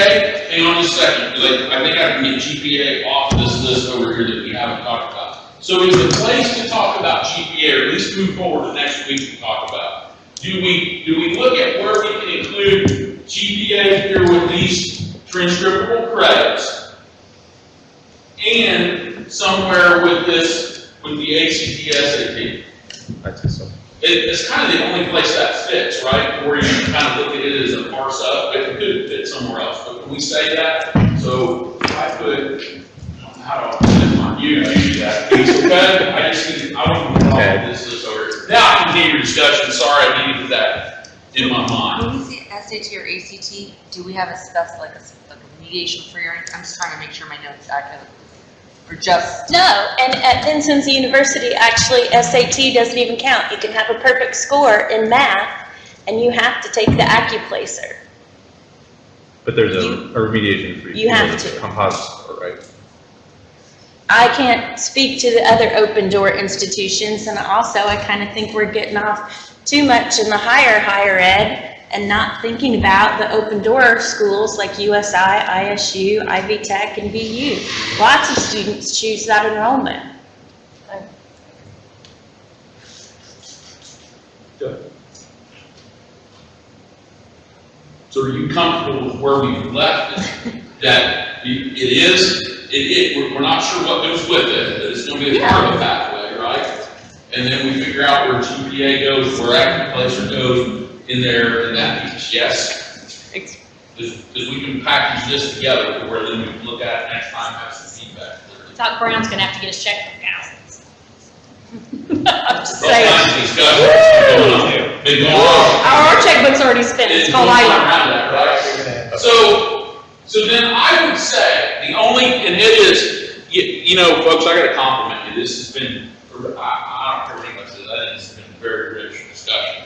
And we're 12:03, but I think we have two things that we've not hashed out from a pathway, non-pathway, piece of part, whatever. And that would be, I really like that brought up the multilingual proficiency, where that maybe fits, whether that's under an industry cert, whatever. I want us to put a pin in this. We'll have that as a discussion next time, okay? Because I want to be respectful of everybody's time. I want to let us know where we were. And then I think the other piece that we haven't really hashed out is we're going to need to define this next time so we know that internship, work-based learning, what that looks like. If I have done an apprenticeship somewhere or some kind of internship, where does that fit, right? I think those are the things that, of the list that you all created, those are the two or three things that we haven't hashed out completely. Now we have details to hash out here and things that we need to talk about yet, but I would say that's where we are. Is there anybody that does not feel like that's where we are? John, you're giving me that look. I know your look now. I know when you're ready to say something. I mean, it seems like things are, and this is what I shared with you when we met, and it seems like things are breaking down into three primary areas in my way to synthesize it. It's kind of the academic assessment piece, which not any of them stand alone. They have to kind of be mixed. There's the credentialing and certificate piece, and then what you're just bringing up now, I would kind of define as the capstone piece. And so there's kind of three major, whatever you're calling them, stream, pathways that everything seems to be kind of coalescing around. Yep. And that'll be part of next time too, because now we've talked features today. We've got a couple other features to talk through, then we gotta get to what that looks like as a system, which is what you're describing. That's pretty good segue. So really, we're not defining pathways, we're defining what defines our end of the course assessment. Because a pathway isn't a single test and time. Correct. Okay. Correct. I think that's So why I'm so coursework juiced about this, is a because pathway. it's not just something at one point in time. You put a package together to get there. Pathway's a pathway. An assessment's an assessment. Well, yes. So can I just check with the group to make sure my notes accurately reflect what has been Yeah, discussed? we've got to put this together Yeah. into a package now. Yeah, do it to this what it afternoon. look like. So yes, you can. So ECAs plus an honors diploma, industry recognized credentials, CTE pathway completer, is that the right terminology? I thought it was concentrator. Concentrator. Okay. With the There's a different, the goal. of getting to that piece someday. We're not there in all areas. Okay. ASVAB, score to be determined plus enlistment. AP, at least a score of 3 on the exam. IB, at least a score of 4 on the exam. Dual credit plus remediation-free SAT, ACT score set by ACT and College Board. SAT, ACT plus GPA. Possibly multilingual proficiency. Possibly work-based learning, internship, apprenticeship. On the first one, ECA, did you say that it was tied to the honors diploma? That's- I thought, I didn't. That's what realize I we had- heard, but that's what I wanted to check. Okay, I thought it was still open-ended. It was Okay. just ECA plus something, and we were still brainstorming that, dude. Okay. Unless I missed it. We just- Where does the honors diploma, where did that fit in? I may have missed that. We were talking about that with the Yeah, transcripted really, I credits. don't think we came to a conclusion Yeah. in that. That was Okay. how it was related to. Honors plus something. So Mike, I just want to throw this out, we're trying to get away from the revolving ECA door, like retaking it. My fear is going to be, now it's going to be the SAT, ACT, revolving door. Because if you have to hit a college readiness threshold score, most kids take that multiple times now, one or the other, and a lot of our high flyers do well on the ACT, so they walk over and sometimes take that. But how many times are we going to allow for that? Do you know what I'm saying? I think that will be the new, because you've got, remember, the ECA may not be the high school math course. We've not defined that yet. So you still have that hanging out there. So I worry about the kids that are, you're going to go to higher education, probably going to do very well, but you're probably your BA, they're not your straight A students. They're your B, C student, A, B, C students that are good students, will go off to higher education, do well. I worry about that pocket of students, like what have we set up well for them? I worry about them on this, just heads up on that. But the flip side with that is, the problem with the ECAs is they're constantly, it's not that they're taking a second test, it's that they fail it, so they're being remediated, and they're taking that Algebra 1 again, and that's really where the problem was, because we kept hearing that they didn't have the CTE. I would think most students that are college bound, I know my kids all took SAT multiple times just because you want to drive. But now as a pathway, schools are going to have to offer that. Unless we write it in that we pay for it once and you're on your own, well then,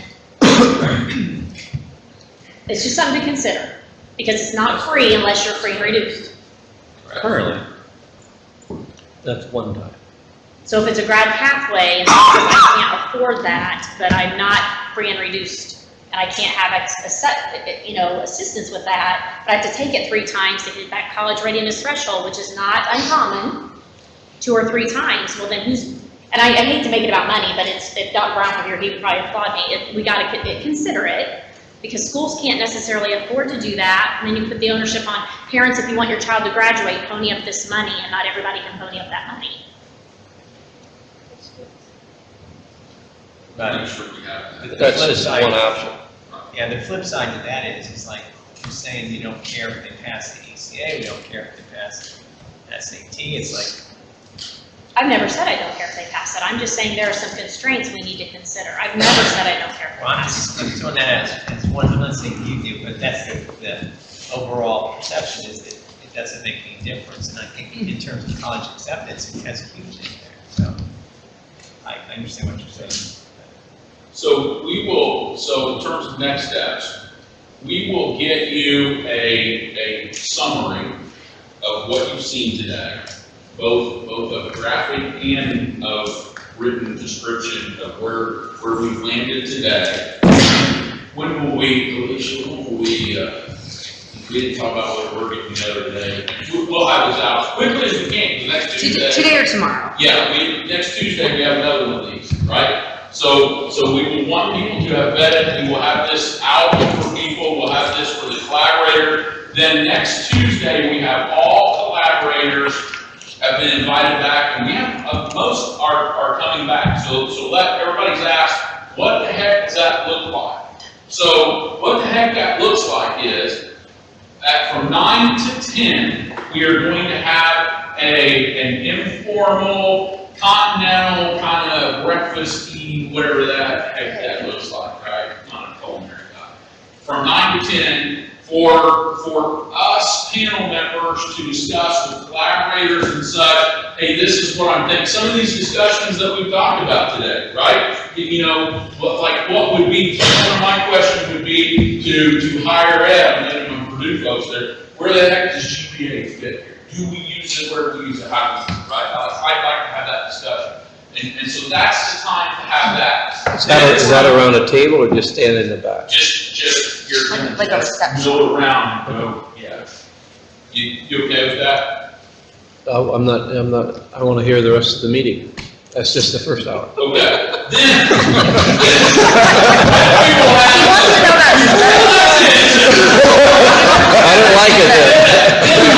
10 o'clock, then we will go back into another section like this, where we have public comment, and then we will work through to then put more meat on the bones to then get us hopefully move into the system piece as well. Can the collaborator do public testimony? Yes. So the collaborators will not be speaking to us after public comment.